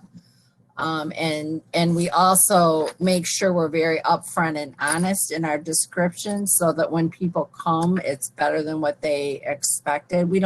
I don't exaggerate anything, but it's old. We're on it. We have a gravel driveway. There may be a spider when they come, because they come in 20 minutes once in a great while. I mean, they're just things like, it's drafty in the winter, but it is been more. We've had a lot of comments about that really wasn't what I was marketing it as, but it has come that people are really appreciating that. Strong Wi-Fi and air conditioning. Yeah. The two big ones. Everyone expects air conditioning, and lately especially, but most of the people that are booking online, they're the types of people that go online and they want to come back and get online. So strong Wi-Fi. You're muted. What about Netflix, cable? Are those necessary? We have Netflix in ours, which I know a lot of people use. Yeah, when it comes to that sort of entertainment, we literally just give them Wi-Fi and Netflix. I think about when we're on vacation, and most people I know are on vacation, they're generally not there to watch a whole lot of TV. So that's pretty much where we've left that. We've never had any complaints about it, about just having Netflix, and so I think we're just going to leave that right there. In our bigger places, one of the things I think is essential is having dishwashers, especially for the family-sized ones. Mm-hmm. Nobody wants to be sitting there doing dishes for 6 or 8 people for every meal if they're staying there for a while. And then, a lot of basic amenities everyone needs to have, like coffee. Coffee makers, nice set of pots and pans. We get asked that a lot if it comes with a stock kitchen, or whether they're going to have to bring their own pots and pans. We've been actually shocked at how many people ask that question, even though it is literally listed in the amenities. Yeah, well, I'll tell you, I mean, I know pots and pans are very important to me because when we stay at an Airbnb, I'm going to be making breakfast and quite often dinner. And there's the one I just stayed at last week for spring break. Great place, one of the best I've ever stayed at. But they went with the cheap pots and pans, and that always drives me nuts. So I always feel like I should travel with my own pots and pans because no matter where I stay, they're always the cheap pots and pans, or they're the black stuff that is in the pans is peeling off. So that drives me nuts. But the other thing I'll say is that it drives me nuts that there's only one set of dishes for a four-family, four dishes. So I always have to do dishes like twice a day because we keep dirtying everything. So is there some sort of rule that you only have one set of dishes and you can't invest in a second set? The issue with that, we've got one property that the owners have fully stocked. You will not run out of dishes, but try turning that in 4 hours if someone chooses to not clean up and be a good guest. Yeah. So you don't want to have too many dishes because then you'll have a pile in the sink, but there should be enough so that a family of 4 or 5 can get through the day without having to do dishes twice, right? Can we agree on that? Yeah, I mean, for us, we always double whatever the house can hold. On So, everything, though, not just dishes. Yeah, so if it's gonna sleep 8 people, then we're gonna make sure we have enough for 16. Good. That'll save you water in the dishes. What, Jeremy, you mentioned the Jenga game that, the life-size Jenga that you have. Are you getting good bang for your buck with those types of touches? We're literally implementing that now. So we've been starting to drop them off actually this week. So we'll see how that goes. I imagine that it's cheap entertainment. You see people play them at bars and stuff all the time. So it's one of those things where it's really easy entertainment. It's not going to cost us hardly anything. It took a couple hours to make 3 sets, and they're just 2x4s. It's not a complicated thing. So if it helps us literally with 1 or 2 bookings, we certainly got our bang for our buck out of it. Yeah. Any other bang for your buck type amenities? Something that's inexpensive but has a high return. Sure. Yeah, I include a couple bikes in every rental. I keep kayaks at a marina and I share them between the rentals, so that's free use. I provide free firewood, like a frisbee and some boogie boards because the properties are near the lake. Pretty inexpensive pickups that I think are welcome from the stark nature that you referred to in the dishes and utensils availability. Trying to make it more home without, with Gary's point, having a tremendous amount of effort to turn something, and then the cost associated with that is the balance. Big one, the mattresses. I mean, it's not something people think about, but I've stayed at some Airbnbs where it's obvious they got the cheapest mattress they could possibly find. I don't spend a lot on my mattresses, but we do the Amazon Prime memory foam ones, 12 inches or whatever, so we could replace them if we need to pretty quickly. But it being solid memory foam, I constantly have people asking us where we purchase those mattresses.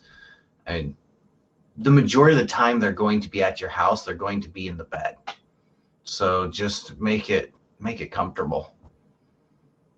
Yeah, that's so important. I mean, when we travel, if we stay on a bad bed, I mean, we feel it. It's like we've been in a car accident. It's the worst experience. So absolutely, I would say that having a great mattress is one of the top things you should have. I think in extension to amenities is trying to control their experience. So, and I think Gary has talked about this in the past, like if you have bad restaurants around you, if you can recommend restaurants that people will enjoy rather than a bad restaurant, people are finicky and they will dock you for a bad restaurant, be mad at you. So in all of our places, we literally recommend to go to certain places. That's kind of controlling the narrative and their experience that they're going to have. I think that's important, along with amenities, and making sure they have that experience, because there's certain factors you can't control. You can't control if they have a bad experience at a bad restaurant, but it's a bad restaurant, so you cannot recommend it.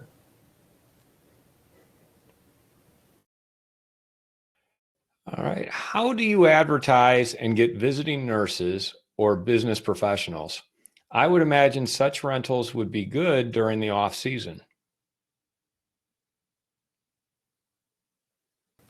We actually get a lot of ours through Airbnb. They'll ask us, or we get our chamber members that they'll recommend them to us as well. And there's also lots of nursing firms you can reach out directly to, as I touched on too, reaching out to insurance companies, things like that as well. There is a traveling nurses site that is designed to put travelers together with nurses that you can subscribe to. I think it's $99 a year. I also use Craigslist locally to promote that as well. And then through normal community business channels, the Chamber of Commerce, the Convention and Visitors Bureau, make them aware that I offer those properties during that time as well. Very large real estate brokerages. So talking the Caldwell Bankers, those types of places. If you will call them, they typically have an executive leasing department. They won't be in every single city, but there should be in the larger metro areas. There should be someone whose entire job it is to find business rent, executive rentals, that type of stuff. And they are always looking throughout the entire state, because they're the people that, when a Fortune 500 company is bringing in someone to come fix some problem at some plant, they don't go and find some place themselves. They call Caldwell Banker. They go ahead and find a place where they take a fee for that. So reach out to the large real estate brokerages if you've got a place. Also, your insurance agencies, if someone has burnt down a house, they need to put them somewhere. They'll usually pay 2 or 3 times a monthly rate for a defined period of time while they're rebuilding. So if you reach out to some insurance adjusters or agencies, they will have people that can come to you. Who else have we gone through? And then, if you have a large company in your area, I know we have a very large manufacturer near our motel, and they have the same thing in HR. They have a group that, they have someone that recommends and puts people in for training. So people come from all around the country for trainings at this location, and they need to put them up somewhere, and they pay for it. And so you can find people off season and on season through those companies. Just some creative ways to look for those longer term, but still short-term rentals. All right. So if you have an in-law apartment in your home, can that be rented as a short-term rental on Airbnb?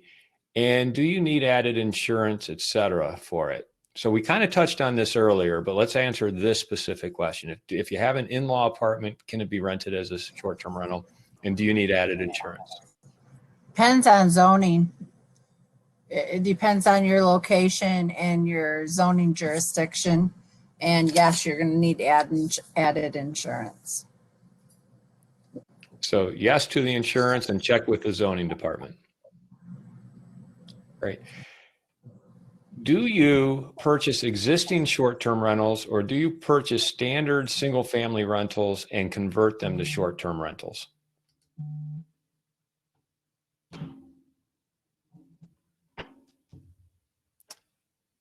Who wants to take that? Kim? Jeremy and Melanie, I'm all about commercial property, and I like that because I don't ever have a fear of them denying us the ability to operate our business. But I know Ed and Jeremy and Melanie both do short terms. in single family. Yeah, Jeremy and Melanie, you guys have done both, right? I mean, converted single families to Airbnbs, and then you're in the process of purchasing a single family specifically for Airbnb. Is that correct? Yeah, yep, and that's all we've done is convert single families into Airbnbs themselves. You know, it seems to be much easier for us to get it registered and pass the inspections because we're doing everything dialed in to the nine. You know, we're really shooting for that better homes and garden look. You know, we you know, and for a traditional renter, we're probably not going to shoot at that same level. So we haven't had any issues buying single family homes and converting them into a short-term rental. That's really been our bread and butter. Okay, guys. Yeah. Oh, go ahead, Ed. I just wanted to add, I've done both, and it'll be interesting to see going forward whether there's value in the sale of a property that has been a short-term rental. There's not much of that certainly in this market now, but going forward, it will be interesting to see whether there's any business value in these properties. I just want to let our audience know that we're probably going to answer questions for another 5-10 minutes. And if there's questions you want to ask, get them in the Q&A. I don't think we're going to get to all of the questions today. So you might be best off voting for the questions you most want answered because we've got about 5 to 10 minutes left here. Okay,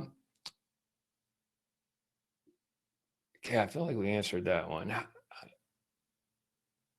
Okay, how do you decide whether an individual property is better suited to a long-term rental or short-term rental? And Gary, let's let you take that question. That's hard. I've got some homes I want to be able to earn at least double what I would be making in a long-term rental. Otherwise, the extra effort's not worth it. So I think that'd be the benchmark if you were just comparing what do I do. And then the other item I would ask myself is, do you want to deal with a tenant, which has a certain amount of problems and restrictions, or do you want to deal with a guest, which also has problems and restrictions you got to do, but it's different. You know, do you want the person who will probably tear up the house or wear the house a little bit harder, or do you want the person that's going to reach out to you at 10 o'clock at night and want something done immediately? That's an emotional decision for you as an investor, or yeah, that would be it. It's got to earn at least double, and then what do I want my real estate investing to look like? Who do I want to deal with? Which problems? You can't choose to have no problems, but you can choose which problems you want. Thank you. We talked about keypad entries earlier, and it seemed like most of you were using keypad entries. Tell us the specific type of keypad that you're using, and we'll go around the table here, starting with you, Kim. We didn't have good internet for a very long time, so we just use the Schlage locks. We can put almost unlimited codes in, and I have a guy on site that changes them. Right now, we do once a month. On the first of every month, they all get changed. And if we have to up that during the busy season and do it at once a week, we'll do that. They've been great. They're automatically, I have a chart and the emails are set up. Basically, Gary did that. Yeah. Jeremy and Melanie, what are you guys using? If I remember right, it's a Schlage lock. It's about $150. I'm sure they're a lot more now. So we had tried some cheaper ones that were around $100, and we had a few issues with those. They just didn't weather well, so we seem to be getting what we asked for out of more expensive lock. I think it's really something you get what you pay for. Mm-hmm. Yeah. Ed, Gary, are you using anything other than the Schlage lock? Try and idiot proof it. So there are locks that when you type in the code, you then have to physically twist. People get caught up on that extra step. So if you have the ability to get one where it just automatically moves the deadbolt for you, it will be worth it. And does the Schlage accomplish that? Yeah, Schlag, Quickset. I've used a bunch. I mean, just any of those. You go to Home Depot, you'll see the ones with the keypads. I don't think there's one brand that's better than the other, but as simple as you can make it is the important part. All right. We have codes for, I'm sorry, go ahead. Oh, go ahead. You have codes for different people who might come in through? Right, we have service codes. Also, I have them all keyed alike so that if we have to get in for some reason, the key, we just have one key. So our maintenance guy has a key, we have a key. If for some reason the battery dies or something like that, we've never had to use it, but you can have that done. So the same key works on all the different properties? On all the different, yep. Great. Ed, anything you want to add to that? I accomplished that by having just one keypad, and then the other door access would be a key lock that I would have in case there's an issue with it. I've had a few scenarios where they've frozen up, and so I wouldn't go on the cheap end of these devices if you're going to do that. And then maybe add a storm door to help protect that device in the weather as well would be a good idea. Great.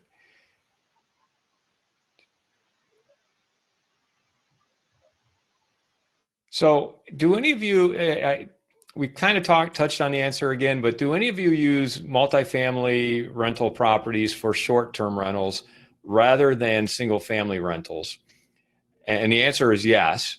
And can you speak to the pros and cons of doing so? So Gary and Kim, both of you have basically larger 10 or more unit type Airbnb properties, vacation rental properties. Speak to the advantages of doing it that way versus a single family. You're muted, Kim. Well, it's great because everything is on one property. So I have a site guy that handles my yard work. He checks on everything. He changes my batteries every 6 months. He is fairly close by. Our cleaning people are all there doing everything at one time. We have an on-site utility room. Everything is all in a bundle. Zoning, we're part of, and when you're 10 or more units, you're considered a lodging facility. So we never were technically shut down. We're also part of Visitors Bureau, those kind of things. So I think there's advantages. And when I'm looking for another property, if I choose to do another property, I will probably do the same thing. It's the same types of advantages that you get when you go multifamily versus single family. I mean, obviously you have one, for me at least, I've got one roof, but you have one guest guide that works for 10 units. And because there's enough people there, I can afford to have an on-site maintenance. So if there is something that goes on, they're not waiting a long period. You could get several of those amenities if you did something like what Ed did and clustered everything close together. But for me, my biggest difference, as Kim mentioned, is we never technically got shut down. So while all the single houses were supposed to stop renting, we just left it open and weren't legally shut down during that time frame. Yeah, and Kim, I believe you mentioned that having larger commercial properties allows you to kind of skirt around the zoning rules that might be in place to prevent single family rent Airbnb or vacation type rentals. Absolutely, yes. Yep. It's a commercial use. Even in Grand Rapids, it's a commercial use. So if you wanted to do short terms in the city of Grand Rapids, I think you get 4 unit or more or 5 unit or more. It also has to be zone commercial.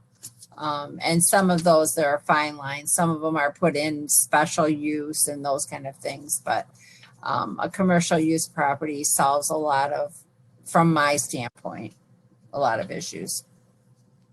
Great. All right, we're going to squeeze in 1 or 2 more questions here before we wrap it up and go to networking. Does the cost of property management vary from long-term rentals to short-term rentals?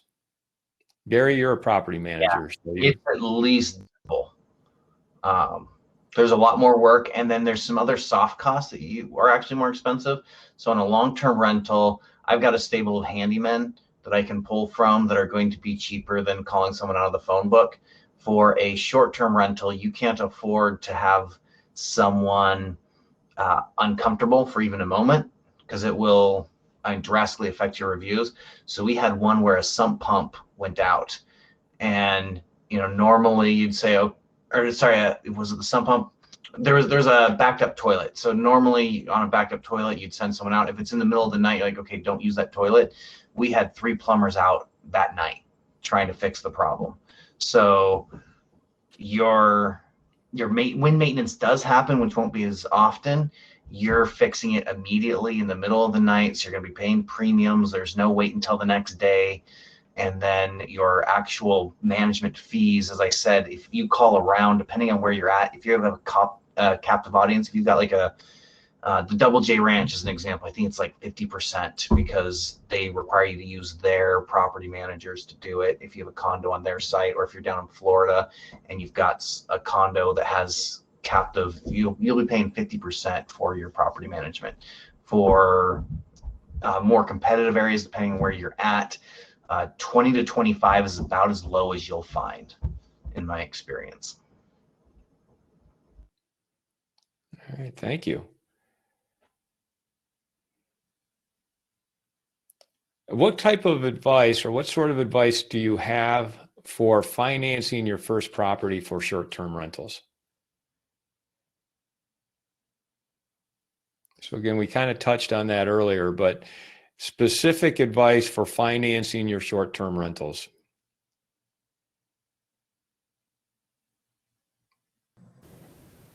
I think the cheapest way is if you can do it as a second home, then you can get that financing lined up that way. That seems to be a lot of people's starting strategies. But if you want to scale and things like that, you can only do that so many times. It'll be more difficult to get Freddie and Fannie to write them in the long term.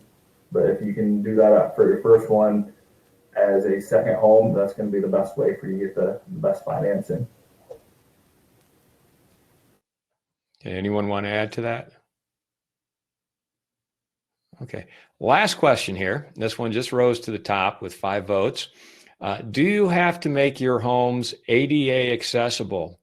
And what is required for ADA purposes? No, you do not on a single family residence. ADA doesn't start taking place until there are more than X number of units. Do not quote me on the exact number, but I believe it's 20 or 30, somewhere in that range. So even on a small motel or set of cabins, you are not required to be ADA compliant. All right, fantastic. I'll add to that most of the large platforms do have questions about your property for that, so that you can identify yourself as having a better access than others. So I've had that question come up. So it certainly should be maybe one consideration when you're purchasing a property that has larger doorways, etc. If you have a place that has 300 stairs to get down to the beach, you are going to be cutting out a segment of the population that can't make it down. Let's end with a reminder of the Short-Term Rental Association. Kim, you want to tell us one more time what it is and how people can access it? The Short-Term Vacation Rental Association is, call it an affiliate, but it's kind of a attachment to the RPOA, because we have the benefit of using a lot of the RPOA services, but it is a standalone. You do not have to be a member of the RPOA to be a member of the Short-Term Rental Association. And we're not just vacation rentals. There are all kinds of strategies in this short-term arena. Corporate rentals. Some people, I just was telling somebody, there is a houseboat for sale in north of Cedar Springs for $9,500. Could be a cool vacation rental. There is so this is a group, and right now our membership is $49.99 for about another month, and that is what your annual fees will be. Most importantly, we need to group together to encourage professionalism, to encourage property rights legislation, to work and present a good front or a good face to the short-term rentals. By us being together, we can help each other network. I mean, we all have a lot of things that we can share. I've learned a lot today, and I hope all of you have, and we are very willing to answer questions, even if you're not at one of our meetings and something comes up. All of us are welcome to get a text or an email, even a phone call. If you're right in the middle of looking at a property and you have a question about it. That's what a group like this can do. Great. Thank you, Kim. Thank you. And I want to thank our sponsors for sponsoring us today. I want to thank our audience for all the great questions that you guys have asked. And there's so many questions I wish we could get to, but we've just had a marathon over 2-hour session here. We're going to wrap it up and go to networking. And I really want to thank all of you on our panel here today. You guys are champions. Your questions and just sharing your experience with us is invaluable. Thanks, guys, and I'll see you on the floor. Oh, and by the way, all of our panelists are going to go to different tables. So if you have follow-up questions, you'll be able to find them at different tables and ask those specific questions to the specific people. So thanks, guys. We'll see you on the floor. Bye.